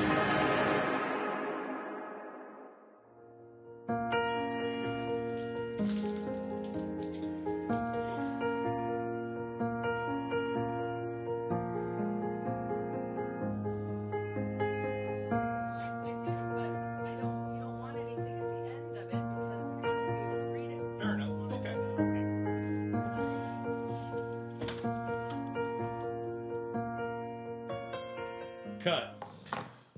You know, Rebecca, I've been doing these posts on social media talking about Civics 101 and some other places, and I've had some people going, "Oh man, you trying them scare tactics." I'm like, no, I'm not doing scare tactics. I'm literally telling you what is going to happen. Donald Trump and his minions are on record as saying they win, they're going to be firing thousands of governmental employees who do not align with their ideology. They are going to have a wholesale targeting of black people. What you're going to see is literally the targeting of black people that we saw the likes under President Woodrow Wilson, one of the most violent racists ever to be in the White House. These people are hell-bent on going after their enemies. They've made it clear. And so they will go after those of us in the media who have been calling them into account. There are people out here who could be playing games. No, these are not games. This is not, oh man, you just trying to sit here, you know, and trying to hype yourself for Biden Harris. No, do understand, those judges in the 8th Circuit, they want more people like that. Those 5th Circuit judges that are hardcore MAGA down there, they want more of those people. These people do not want to see black advancement. Don't even play games with this election, folks. You know, I really enjoyed watching that content. It kind of reminds me almost like Awkward Black Girl. It looked like that was the inspiration behind some of it, especially with the talking and reflecting in the mirror. For those who don't know what Awkward Black Girl is, Issa Rae developed a YouTube series before her show got picked up on HBO and became Insecure. I think organic content where everyday people are just talking about their experiences, I think that's what it's going to take in order for either candidate to win next year. It's not going to just be the typical push money on MSNBC or CNN or NBC or through like some of the traditional outlets, but it requires going to where people want to think and where they're looking for content. With some of the young people, the college students that I work with, they push so much civics information on TikTok, because TikTok is the #1 search engine for people under 30 years old. And those are the people that we really need to get out to vote, because they understand that they don't like what's going on in this country and they're willing to actually do something about it. We just have to get them from going, we just have to get them to go from just online activism to actually showing up to vote, because it's going to be that important. And finally, every election cycle, we say, oh, this is the most important election of your life. What we need to say now is every single time there's an opportunity to vote, you need to vote because it's that important. We need to just call the thing a thing. Every single election is important in this country, especially going into 2024. I mean, again, look, folks can sit here and, oh, yeah, you trying to do scare tactics. This is real, Julian. I don't think people understand these people are saying. Trump is saying, I'm going to pardon every single January 6th person. You know, Roland, these are not scare tactics. This, as you say, it's real. If you just did a grid, what Biden-Harris stands for, what Trump stands for, there is no contest. But what's frustrating, especially now with the Middle Eastern situation, is you got so many young people who basically they're so frustrated by the lack of a ceasefire, as an example, that they're prepared to either not vote at all or some vote for the orange man. And I had several conversations with young Palestinians in the past couple of weeks, and frankly, they don't get it. I understand how they feel about the ceasefire. I think we all do. I think a ceasefire would be very, very important. And President Biden, of course, he's ride or die Israel. And that's a problem. That is a problem. But at the same time, imagine if you think he's ride or die, look at what the orange man has done regarding the Middle East. And so basically, it's almost repugnant to think of someone choosing not to vote. But there are so many people who are so angry. People, the thing about younger folks, they are basically operating out of their feelings, not out of facts. And when I think about it, I mean, my first vote was in 1972. I was not in love with George McGovern, but he was the better candidate. I was not in love with John Kerry in 2004, but I didn't have to be. I wasn't going to be making out with him. I mean, basically, he was the better candidate. And so I wish I could get our young people to stop operating out of emotion and operate out of facts and say, this is the better candidate. No candidate is perfect. Democrats are not perfect. But this plantation crap, and that's what it is, it's crap.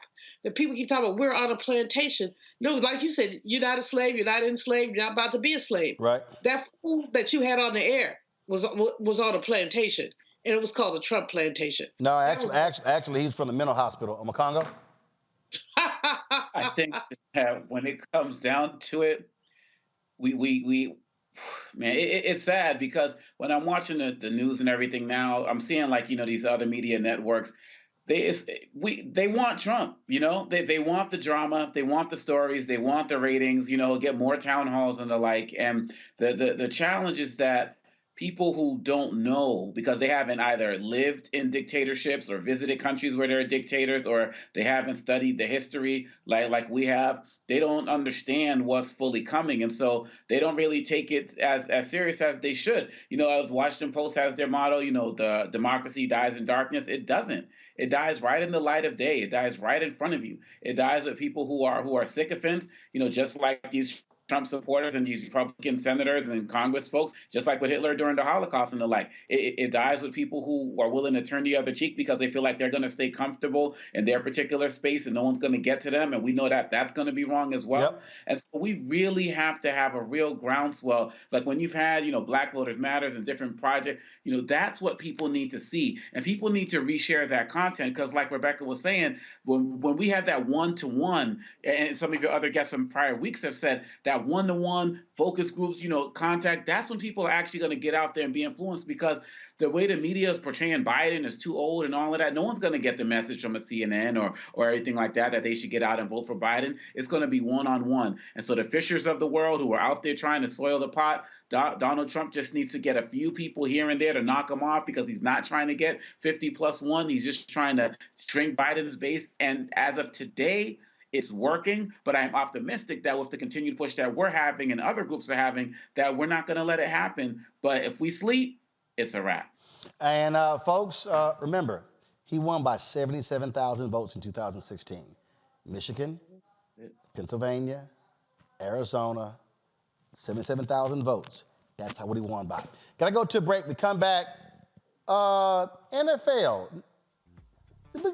They are launching a hip-hop series that sounds real familiar to a show that one of the brothers who's suing them actually launched himself. Jim Trotter joins us next right here on Roland Martin Unfiltered on the Black Star Network. Grow your business or career with Grow with Google's wide range of online courses, digital training, and tools. Gain in-demand job skills with flexible online training programs designed to put you on the fast track to jobs in high-growth fields. No experience is necessary. Learn at your own pace. Complete the online certificate program on your own terms. Stand out to employers, get on a path to in-demand jobs, and connect with top employers who are currently hiring. Take one professional career certificate program or all 6. Earn a Google Career Certificate to prepare for a job in a high-growth field like data analytics, project management, UX design, cybersecurity, and more. All professional career certificate programs must be completed by December 31st, 2024. Scan the QR code to complete the application. There are 1,000 scholarships available. Grow with Google and J. Hood and Associates. Be job ready and qualify for in-demand jobs. Hello, I'm Marissa Mitchell, a news anchor at Fox 5 DC. Hey, what's up? It's Tammy Roman, and you are watching Roland Martin Unfiltered.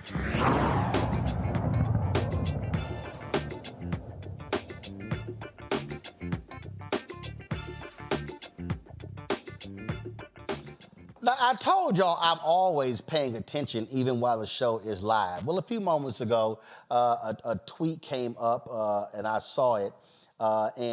This is from Jim Trotter. He was with The Athletic, who was suing the NFL Network.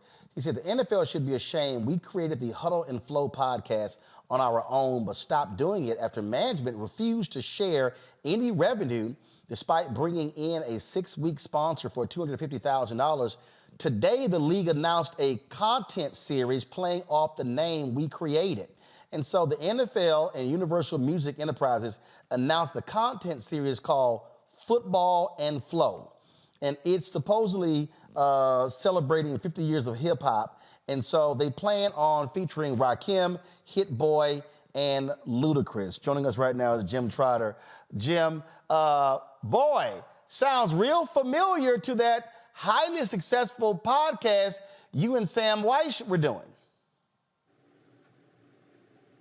Yeah, the three of us, 3 Howard grads, came up with the idea for that podcast. And, you know, if you understand the story of this podcast, you'll understand why it's kind of a sensitive subject. So in 2018, Steve Weiss and I went to NFL Network Management and asked to do a podcast.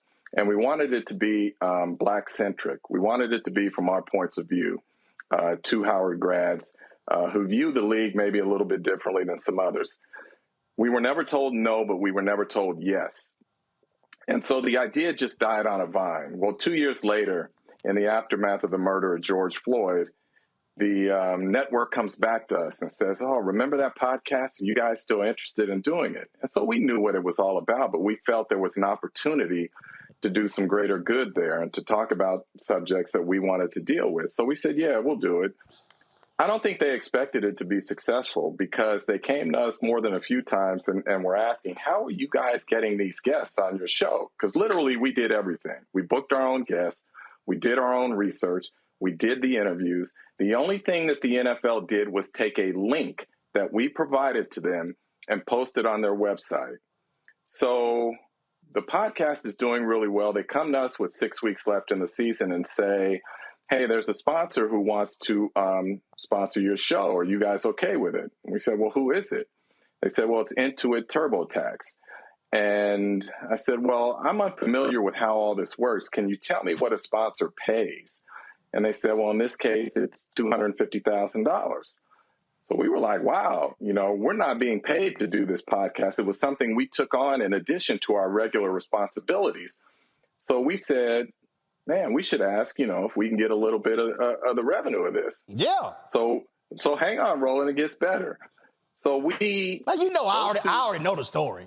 Go ahead. I know, but I know, but let me give it to the folks. Go ahead. So we go to the supervisor over the podcast and ask to set up a Zoom call so that we can talk to them about potentially getting a little bit of revenue. And I'm not even talking much here. I mean, just a little. What, so we get on this, 10%?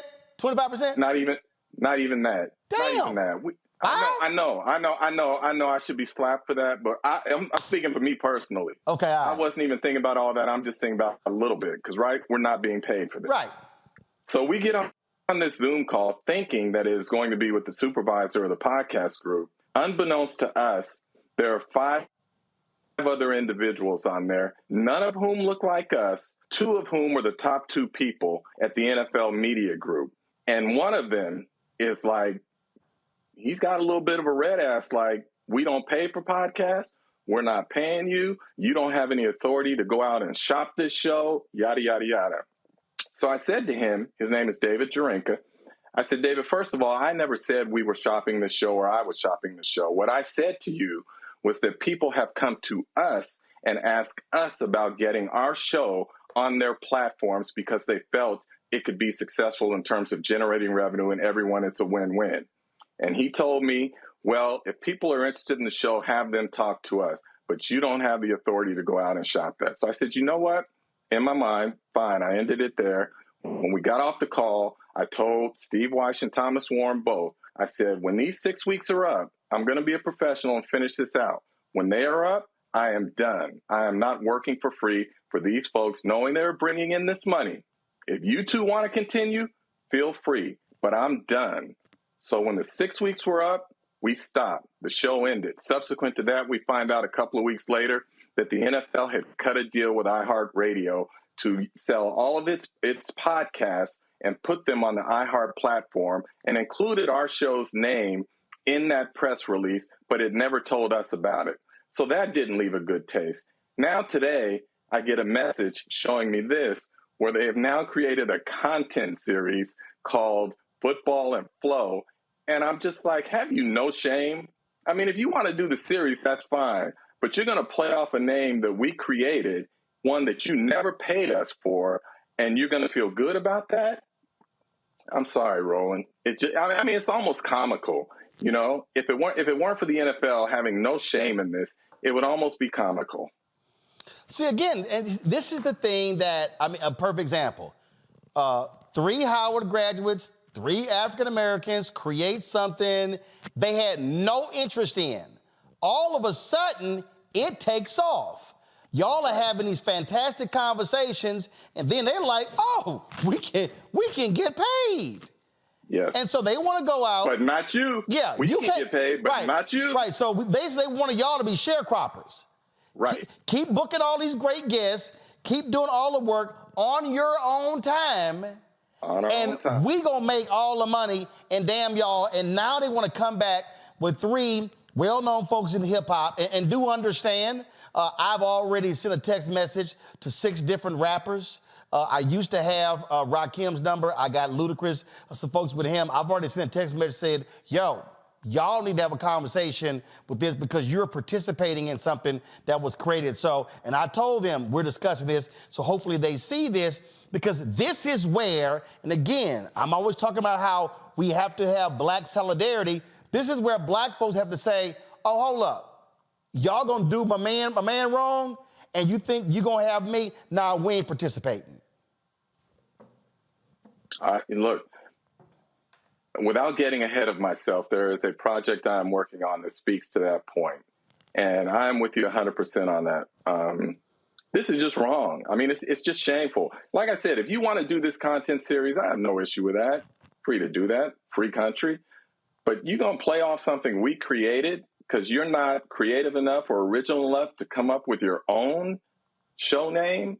I mean, it just doesn't sit right. And the sad part is about this, Roland, when I talk about this hostile culture within the NFL towards blacks, in particular black men, this is part of what I am talking about, where we ask for a meeting with the head of the podcast group and are ambushed on a Zoom call with 5 other people, all white, including the 2 supervisors from the NFL media group. And one of them is you can tell a little bothered that we have come to them asking to share revenue in our own show. That's what we're dealing with here when I talk about that culture of hostility towards blacks. You want us to be seen, but not heard. You want to make money off of our labor, but you don't want to share it with us. I'm not okay with that. Well, I saw the tweet. I said, Carol, get Jim on the phone. I wanted to, again, put this out there. And I can't wait to, like I say, I mean, there are about 8 prominent folks in rap music who I've hit. And I'm about to send out to about 6 others because, and I'm hopeful that Ludacris, Rakim, Hit Boy, one or all 3 will reach out, and then I want to connect because they need to hear this directly from you, because this is where, again, where I believe, just like the brother we just had on, who the co-captain of the Montgomery brawl, Riverfront brawl, he got hit with some charges. He don't have an attorney. Boom, I called Ben Crump. Let's get this man an attorney. This is where black people have to say, I'm going to stand with that black person who was in their battle, and I'm not going to let them benefit off of my celebrity. And so I'm hopeful once they hear this, they will tell the NFL, take my name, nix this, because that's absolutely wrong. I appreciate you, Roland. Jim, appreciate it, man. Thanks a lot. Always, my friend. All right, folks, going to a quick break. We're going to come back. We're going to talk about our Fit, Live, Win segment, diabetes. Greatly impacts African Americans. What can we do about it? You're watching Roland Martin Unfiltered on the Black Star Network. Hatred on the streets, a horrific scene, a white nationalist rally that descended into deadly violence. White people are losing their damn minds. As an angry pro-Trump mob storms the U.S. Capitol, we've seen shooting. We're about to see the rise of what I call white minority resistance. We have seen white folks in this country who simply cannot tolerate black folks voting. I think what we're seeing is the inevitable result of violent denial. This is part of American history. Every time that people of color have made progress, whether real or symbolic, there has been what Carol Anderson at Emory University calls white rage as a backlash. This is the rise of the Proud Boys and the Boogaloo Boys. America, there's going to be more of this. Here's all the Proud Boys, guys. This country is getting increasingly racist in its behaviors and its attitudes because of the fear of white people. The fear that they're taking our jobs, they're taking our resources, they're taking our women. This is white fear.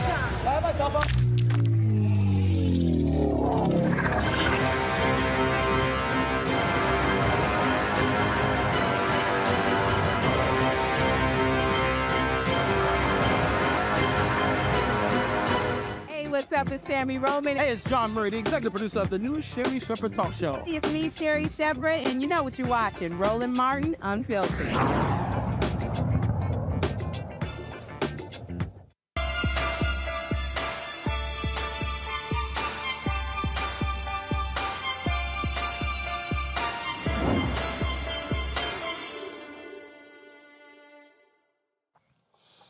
All right, folks, African Americans have a greater risk of getting diabetes. It impacts us in a really significant way. More than 34 million Americans live with diabetes. Approximately 1 in 3 U.S. adults are at high risk of developing type 2 diabetes. African Americans, 60% more likely to do so.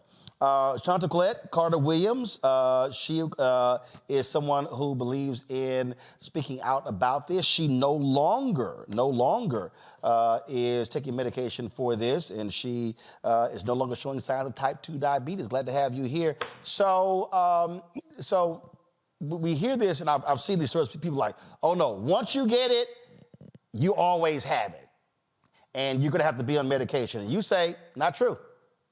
No, not necessarily. So for me, I was at the brink of a health collapse when I was actually diagnosed. I had recently had a stroke and a heart attack, so that already was a wake-up call for me. And so desperately seeking out help and having a doctor that really advocated for me, she decided to put me on GLP-1 medicines because my A1C was 6.5%. And so already having a heart attack and stroke, my risks were already double, right? So they tell you that stage 2 diabetes or diabetes, stage 1 diabetes already puts you at risk for stroke and heart attack. But for me, I already been there. So being put on the medication, the GLP-1, which was Ozempic, which is really popular medication right now, I was able to lose 100 pounds, took a transformation, a whole transformation in my lifestyle. And now I'm here with an A1C of 5.3%. You know, and, first of all, you've got a bunch of people running around and using Ozempic as a diet drug, and is actually preventing people who really, really, really need it from being able to access it. Yeah, I understand now. I don't get in people's business why they choose to get on a particular medication, but I know that the medication worked for me. Like I said, I was severely obese, morbidly obese, stroke, heart attack, couldn't get any bariatric surgery. All of that was out the door. So the next thing with me, like I said, being pre-diabetic, now I'm at stage 2 diabetes. That was my only way out. And what we don't realize is that when we get at a certain age, weight loss, exercise, all those things, in combined with health conditions, make it a lot harder for us. Questions? Let's see here. Makongo, you first. Well, Ms. Carter-Williams, I really commend you on the success and what you're doing in terms of being on this journey. What do you say to people who feel like they are so hopeless in terms of they're stuck with this and may not, and you talked about some of the resources people may not have, but are there things that you would recommend in addition to the diet and exercise that people may not have a great deal of resources can start to do right now to kind of turn this direction? Because you just mentioned that so many people think they're just hopeless. Once you got it, it's a wrap. Yeah, absolutely. I thought I was hopeless. You listen, you have a heart attack and a stroke, like what else can happen? And when my doctor told me that, hey, you are really on death row. If you don't get ahead of yourself with this, I really started advocating for myself. I started doing the research. I started, picking up health books, making sure that I eat right, researching my family history, and just making sure that not only do I hold myself accountable, I hold everybody around me accountable. My children, my husband, to make sure that we're eating right, we're exercising. And like I said, talking to our doctors. We also have to make sure that we talk to our doctors and hold our doctors accountable. I'm all about being the CEO of your health. So I consider doctors your worker bees. And so you pay them for a reason. You pay those co-pays for a reason. So talk to your doctor, talk about your concerns. As long as you're living, as long as you're breathing, it is not too late to get started. Julian. Data suggests that 5 million African Americans either have been diagnosed with diabetes or undiagnosed with diabetes. Part of the reason so many are undiagnosed is because we don't go to the doctor regularly. What do you do? What do you say to people who, especially brothers, or Black men are far less likely to go to the doctor than Black women are? What do you say to folks who don't go to the doctor because they're afraid? They don't want to know what's happening. Well, what do you say to them? I'm a comedian first. So I tell people, if you don't like going to the doctor, then you must like getting in. You don't have a problem stepping into a casket. You have to talk to people and really meet them where they are. I know a lot of people are. I hear all this, you don't know what you don't know. I'd rather just fall out and all this extra stuff. You just got to meet people where they are and talk to them about their health. I hold people accountable. I advocate. I talk about it on my TikTok page. I talk to people about it on my Instagram page, and just make people aware and that they can, speak up for themselves, and that they can, and that if they don't take care of themselves, then you're decreasing your life expectancy, and you want to be here. You want to be here, and you want to live longer. And in order to do that, you have to again be the CEO of your health. Rebecca. So first, thank you for being here tonight to talk about this. 13 years ago, my mom died prematurely from complications with diabetes. She was only 58 years old. She ended up developing end-stage renal failure, so she was on kidney dialysis. She lost her eyesight, and she was also an amputee because of diabetes. Unfortunately, she was in Nebraska. She didn't have a culturally competent healthcare team. So can you talk more about resources that those who might be at risk for diabetes or are actually pre-diabetic or have been diagnosed as diabetic? Can you talk about resources and the types of questions that they should be asking for and from their healthcare team? Like, talk more about what it means to be a CEO of your own health. Yeah, absolutely. Well, first, I'm not a doctor, so some of those questions I really can't answer. But as far as me, like I said, just being accountable, being able to research what's out there. There are a lot of nonprofit organizations out there. One of them, the National Black Heart Association, that actually goes into the community and meet people where they are, knock on doors, go to churches to make sure that people are holding themselves accountable. You don't know what you don't know. And even for me, I have to speak on not only being, diabetic and also being someone who battled with heart disease. We can't take just one opinion. If you're not okay with what your doctor's saying, find another doctor. I went 8 years misdiagnosed. So I know how hard that is. I know how hard it is as a woman of color, being a double minority, to talk to a doctor about what's going on with me. But I just say keep advocating, look at the resources that are online. Just talk to your doctor. It's really important to talk to your doctor. Know your risks, know your family risks. That's one start. I did not know that my family was, had diabetes, was at risk for diabetes. We didn't have those conversations. And I think as a community, we have to have those conversations. We have to sit down with our family members, with our friends, and find out what's going on with them. I remember going to the doctor and saying, the doctor's like, hey, risk for diabetes, nope. Risk for heart disease, nope. It's because I didn't know. And once I started having those conversations and opening up that dialogue and even talking about my symptoms online, people are like, well, I'm having these symptoms too. Let me go to the doctor. Let me ask more questions. I think it's just, like I said, you just have to meet people where they are, and you just have to be willing to advocate for yourself. Being a CEO of your body is advocating for yourself, taking total control of everything that's going on with you. All right, then. Well, look, we appreciate your advocacy, and hopefully folks will take it to heart and be sure that they get checked. Thank you, Roland. Thank you. Appreciate it. Thanks a bunch. Folks, we come back. A black man laid to rest properly in Mississippi by his family after he was hit and killed by an off-duty cop a few months ago. We'll show you that. Also, mourning the loss of a mega preacher who lost all of it when he said there was no hell. Bishop Carlton Pearson is now an ancestor. You're watching Roland Martin Unfiltered on the Black Star Network.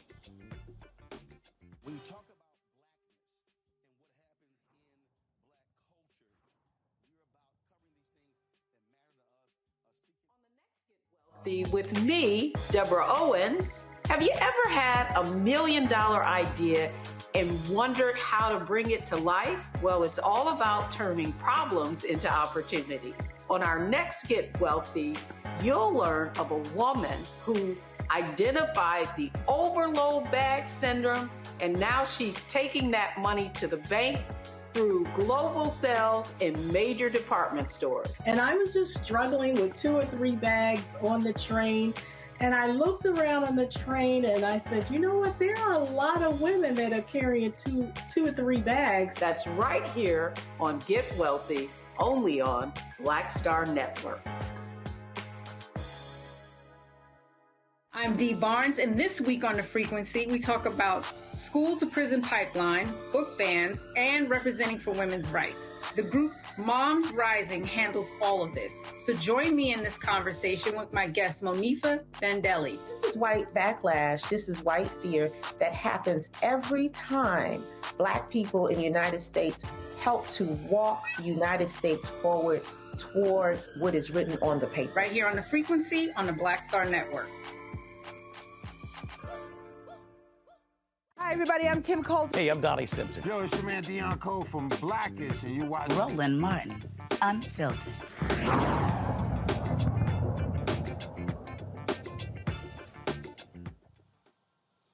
Folks, today in Mississippi, a Black man was properly laid to rest months after he was struck and killed by an off-duty cop in Jackson, Mississippi. They never told his family about it. Family members, loved ones of Dexter Wade attended the funeral for the 37-year-old man, again, fatally struck by an off-duty cop on March 5th. He was buried for more than 5 months before authorities notified the family. Reverend Alice Sharpton delivered the eulogy. Wade's mother, Betterstein Wade Robertson, accused the county and police of a cover-up after it took more than 5 months for her to be informed of her son's death, despite having reported him missing on March 14th to Jackson police, 9 days after she last heard him. Family attorney Ben Crump has continued to call for the U.S. Department of Justice to investigate the Jackson Police Department's handling of Wade's death.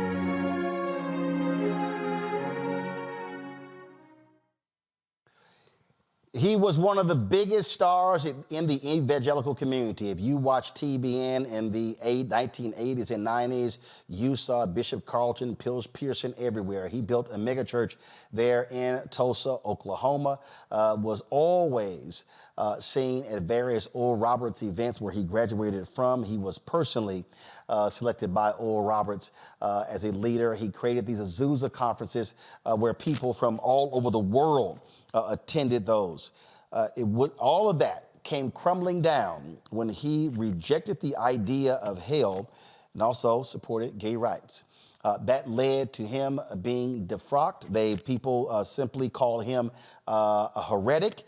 He was attacked left and right, and all of that came crumbling down, and actually it was the focus of a movie as well. Pearson passed away from cancer. He beat cancer 20 years ago. It came back quickly. Recently died in hospice care in Tulsa, surrounded by his family. He was just 70 years old. In 1981, he founded Higher Dimensions Family Church in Tulsa, later known as New Dimensions. Membership more than 6,000. Membership plummeted to a few hundred by 2008 after Pearson began teaching what he called the gospel of inclusion, a form of universalism that does not recognize hell. He's survived by his mother, a son, a daughter, and his former wife. So many people have been, they've been outpouring, talking about, again, his passing, Bernice King, among others, Bishop T.D. Jakes. Bishop Jakes actually posted that it was, posted on social media that it was Pearson who invited him to Azusa. He was not well known by lots of folks. But by going to that conference, that's what allowed him to be able to build what eventually turned into Woman Thou Art Loosed.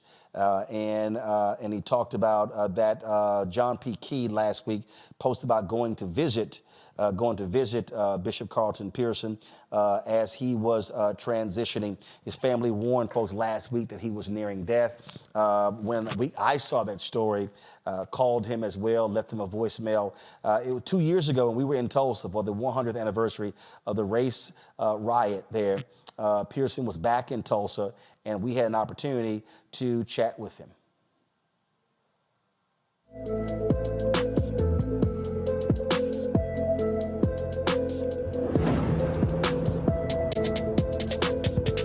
to talk to someone, longtime pastor here, very well known in Tulsa, Bishop Carlton Pearson.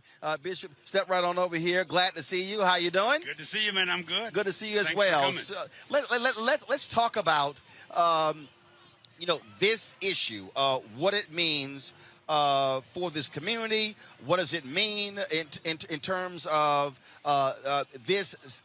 Yes, commemoration. I want to call it a celebration. As someone who has spent years here in Tulsa. Well, this is drama, what you see today. But what we're dealing with is trauma, PTSD. We've been traumatized as a culture. 100 years ago today, the buildings, we saw smoke and bloodied bodies. Over 300, we're still finding them unmarked graves. That same deadly negative spirit that kept it a secret for 100 years. It was a conspiracy of silence. How that could happen. I have relatives that moved away from Oklahoma when this thing happened in 1921, moved out to California where I was born. But that same deadly negative energy, we saw it on January 6th of domestic, white, angry, mob-minded, racist, many of them hiding behind their Bibles and in their churches in this city. This is the buckle of the Bible Belt. It should have happened here, but it's continuing in spirit. In so many ways, there's a lot of non-black people who love us, care, and who are with us. But that same undergirding, lying spirit is still alive, and we have to not only confront it, but combat it. One of the things that we keep hearing from folks here, and that is they want to ensure that the people here are getting the economic compensation that they say they deserve. This was an area that was black-owned. There were black restaurants. There were black hotels. There were numerous black businesses.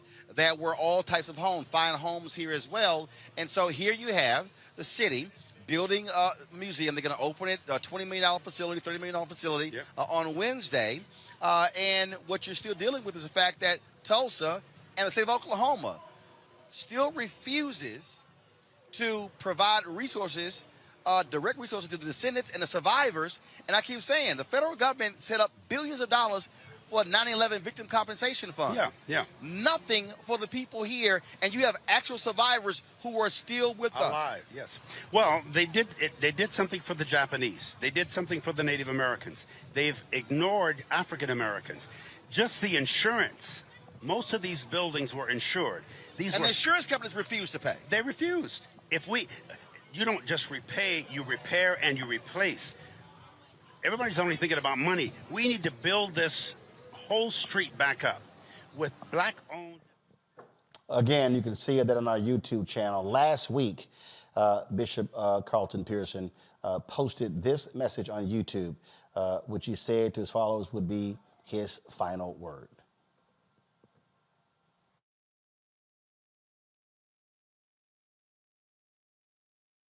To my beloved weekly streaming consciousness friends, fans, partners, whatever, followers, I love you. I cherish you. I respect you, honor you, have needed you all along to be the audience to let me sound off on. I've done a lot of thinking out loud, and you've eavesdropped on a lot of it. But I knew you were there, and I appreciate it very, very much. Thank you for all your giving, all your loving, all your generosity, all of your expressions of concern, care, compassion, sometimes sympathy. It's all been there. And you've all inaugurated it on your own. So this will be probably one of the last times you'll see me like this, as I may be closing some things out. But I'll never close you out in consciousness. I'll never stop thinking of who you are and why you are and how somehow we were divinely drawn together in this divine intersection of lives.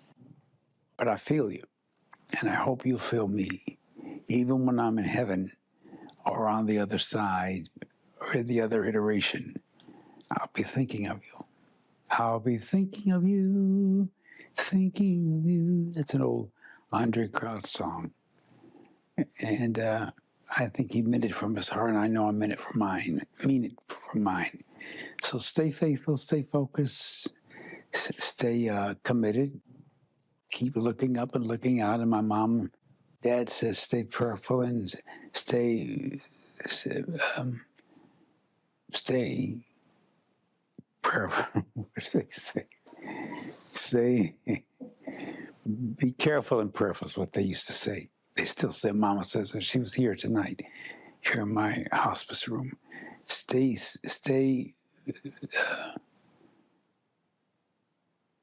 prayerful and stay careful.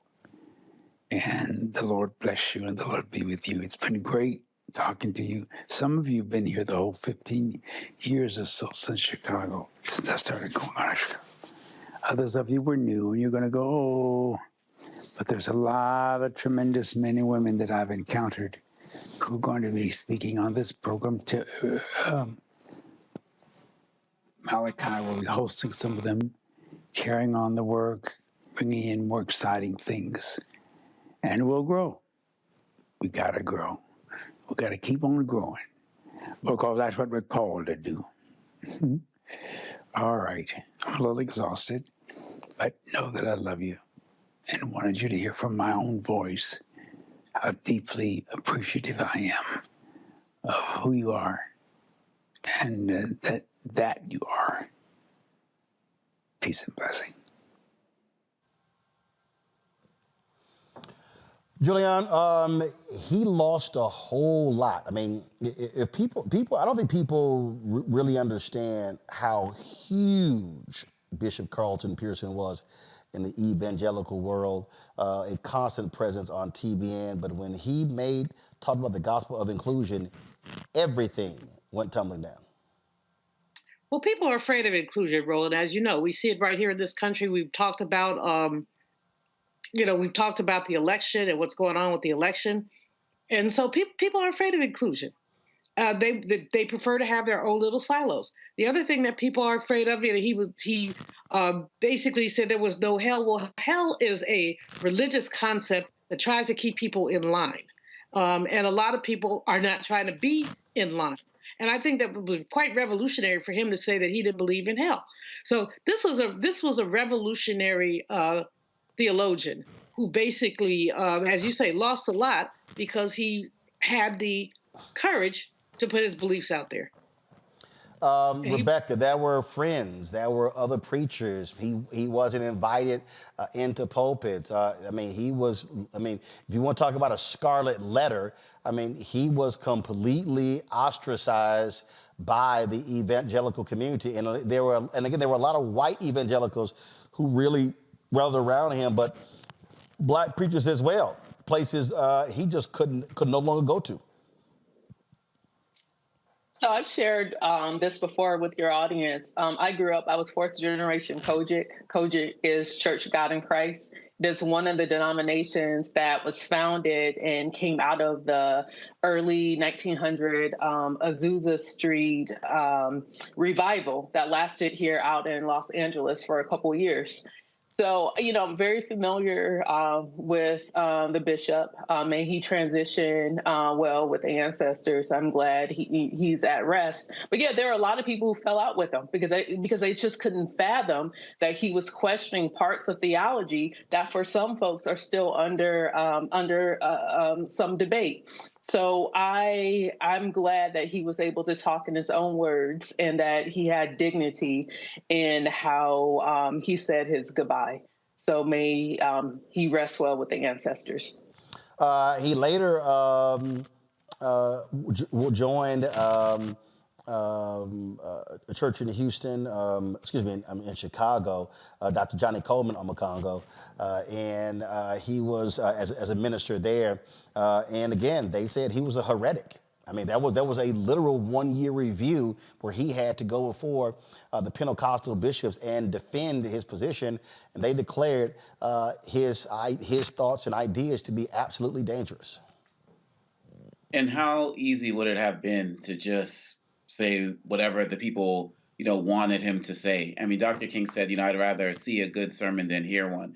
And he lived it. And not only did he, get penalized for his belief as it relates to, not believing in hell. But as you mentioned earlier, his support of the LGBTQ community and being ahead of his time. And that really comes down to it is like, how much do you really want to stand on your convictions? How much are you really willing to lose? And so as he's laid to rest, as a mother has to, lay her child to rest, we have to look at this man in his totality because he wanted everybody to be looked at in their totality as well. And so I'm really glad that this whole show has been a tribute to what the power of Black media could be, to tell the stories the way it needed to be told, without 30-second clips here and there. And he deserved the time that you gave him tonight. And so I applaud him for his convictions, his willingness to be able to stand up when everybody was trying to tear him down. Some people who are catching up with him now, particularly as it relates to some of their support for LGBTQ community, not enough within the evangelical community, of course, for reasons we know why. But he stood strong, and we're going to continue to stand and lift him up because we stand on his shoulders. You heard me say, folks, that Chiwetel Ejiofor played him in a movie. The movie was called Come Sunday. It was on Netflix. I'm trying to pull it up. Do you have it there, folks? Let me see. Give me just 1 second. I had it up for a second. I want to pull it back up. And like I say, his story was told. In this movie. And as I said, Chiwetel Ejiofor played Bishop Carlton Pearson. So check this out. This I know, for the Bible tells me so. Little ones to him belong. They are weak, but he is strong. You were called, Carlton. I still believe that. The world needs to get saved. Lift them up and say hallelujah. Say, I'm a soldier. My comfort and my joy is knowing that you're here to lead the way. I believe. Half the people I grew up with are all going in the wrong direction. Do you believe God spoke to me? What does it matter what anyone thinks? Matters to me. No more pain and no more shame and misery. People have been saying that I stopped believing in hell. I heard a voice say, everyone's already saved. No, you can't just rewrite the Bible. I'm not rewriting anything, I'm just rereading it. You speak the word of God in this church. That God loves us all! Why didn't you call me? You owe me that much. Seriously, son, you need to consider everything you're putting at risk, and not just for yourself. You don't need to be saved. You don't know that. You can't know that. You want proof it wasn't God's voice you heard? Half our congregation walking out. That was it.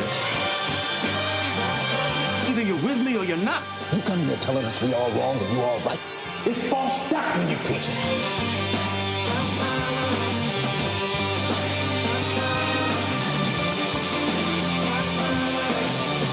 Are you certain it was God's voice you heard? I've never been more sure of anything in my life. And I'm not backing down.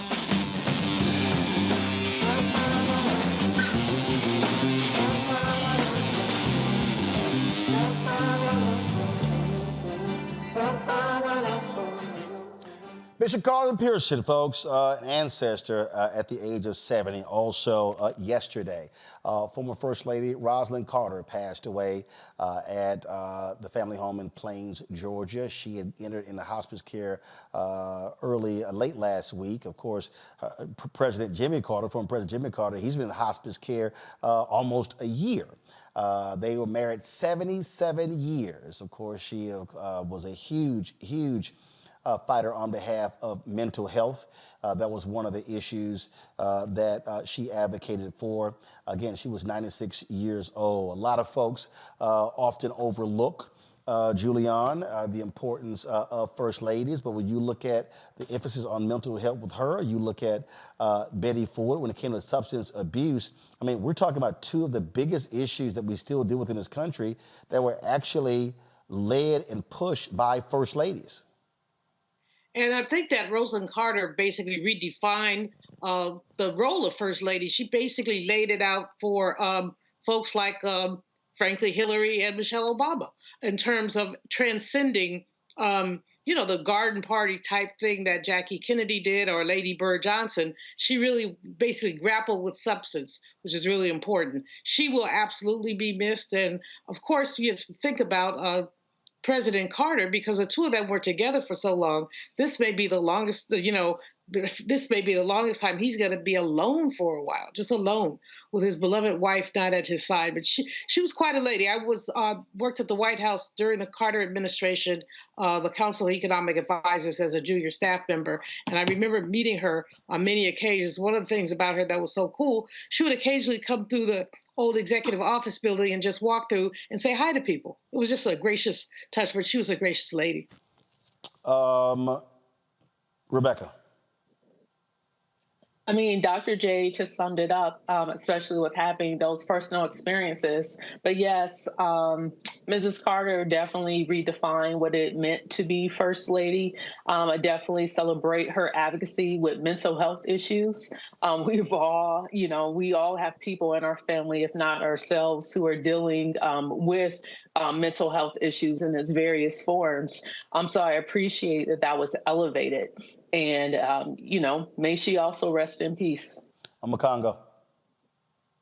We're talking about another person who was ahead of their time. I mean, they were 77 years. She was 18 and he was 21 when they were together. And, they've been partners. When you look at their foundations, both their names are there together. She was an advisor, not just, like a bedroom advisor. We're talking like in cabinet meetings. I mean, so from everything from the humanitarian side to the being a revolutionary as it relates to pioneering mental health when enough people were not talking about it, and just really making sure that she was someone who was going to be looked at for her service, for her caring for the community, but also someone who was going to be respected for her political mind, dealing with all of the sexism that came with that. She was a pioneer in many ways. And I really hope that after all of the tributes are done, that people actually take a real look at what she did and what she accomplished. Because like Dr. Malvo said, she revolutionized what it meant to be First Lady. And I think many people are thankful for that. So definitely praying that she rests in peace as well.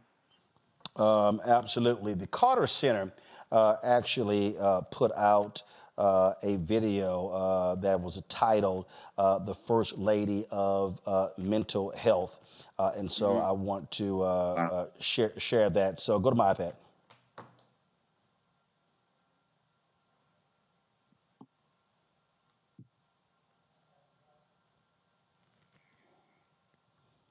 Not sure why we're not getting sound here. But as you see, there were a number of people who will be quoting this video. We'll try to get it to play. Again, not sure why we're not getting sound, but we'll try to have that for you tomorrow's show. Folks, that is it for us. I'm a Congo, Rebecca, Julian. Appreciate y'all being on today's show. Thank you so very much. Folks, if you want to support us in what we do, please do so. Join our Bring the Funk fan club. Your contributions are critically important for the work that we do. So send your check and money order to P.O. Box 57196, Washington, D.C., 20037-0196. Cash App is $RM Unfiltered. PayPal are Martin Unfiltered. Venmo is RM Unfiltered. Zelle, Roland at RolandSMartin.com, Roland at RolandMartinUnfiltered.com. Of course, be sure to download our Black Star Network app. Apple phone, Android phone, Apple TV, Android TV, Roku, Amazon Fire TV, Xbox One, Samsung Smart TV. You can watch our 24-hour streaming news channel. Of course, we're on 4 platforms, including Amazon News. You just go to Amazon Fire and check out Amazon News. Tell Alexa to play news from the Black Star Network. You can also check us out on Plex TV. Just go to Live TV, see us on the news and opinion. Go to Amazon Freevee. And if you go to Prime Video, Amazon Prime Video, we're on their live news grid with all the other news channels as well. So you can check us out there. And be sure to get a copy of my book, White Fear, How the Browning of America is Making White Folks Lose Their Minds. Folks, that's it. I'll see you tomorrow right here on Roland Martin Unfiltered on the Black Star Network. Holla! Folks, Black Star Network is here. Oh, no punches! I'm real revolutionary right now.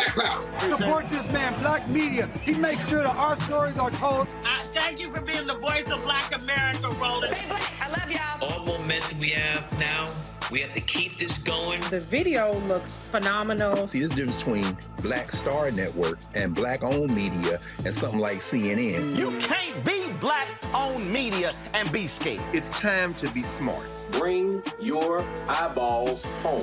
You dig?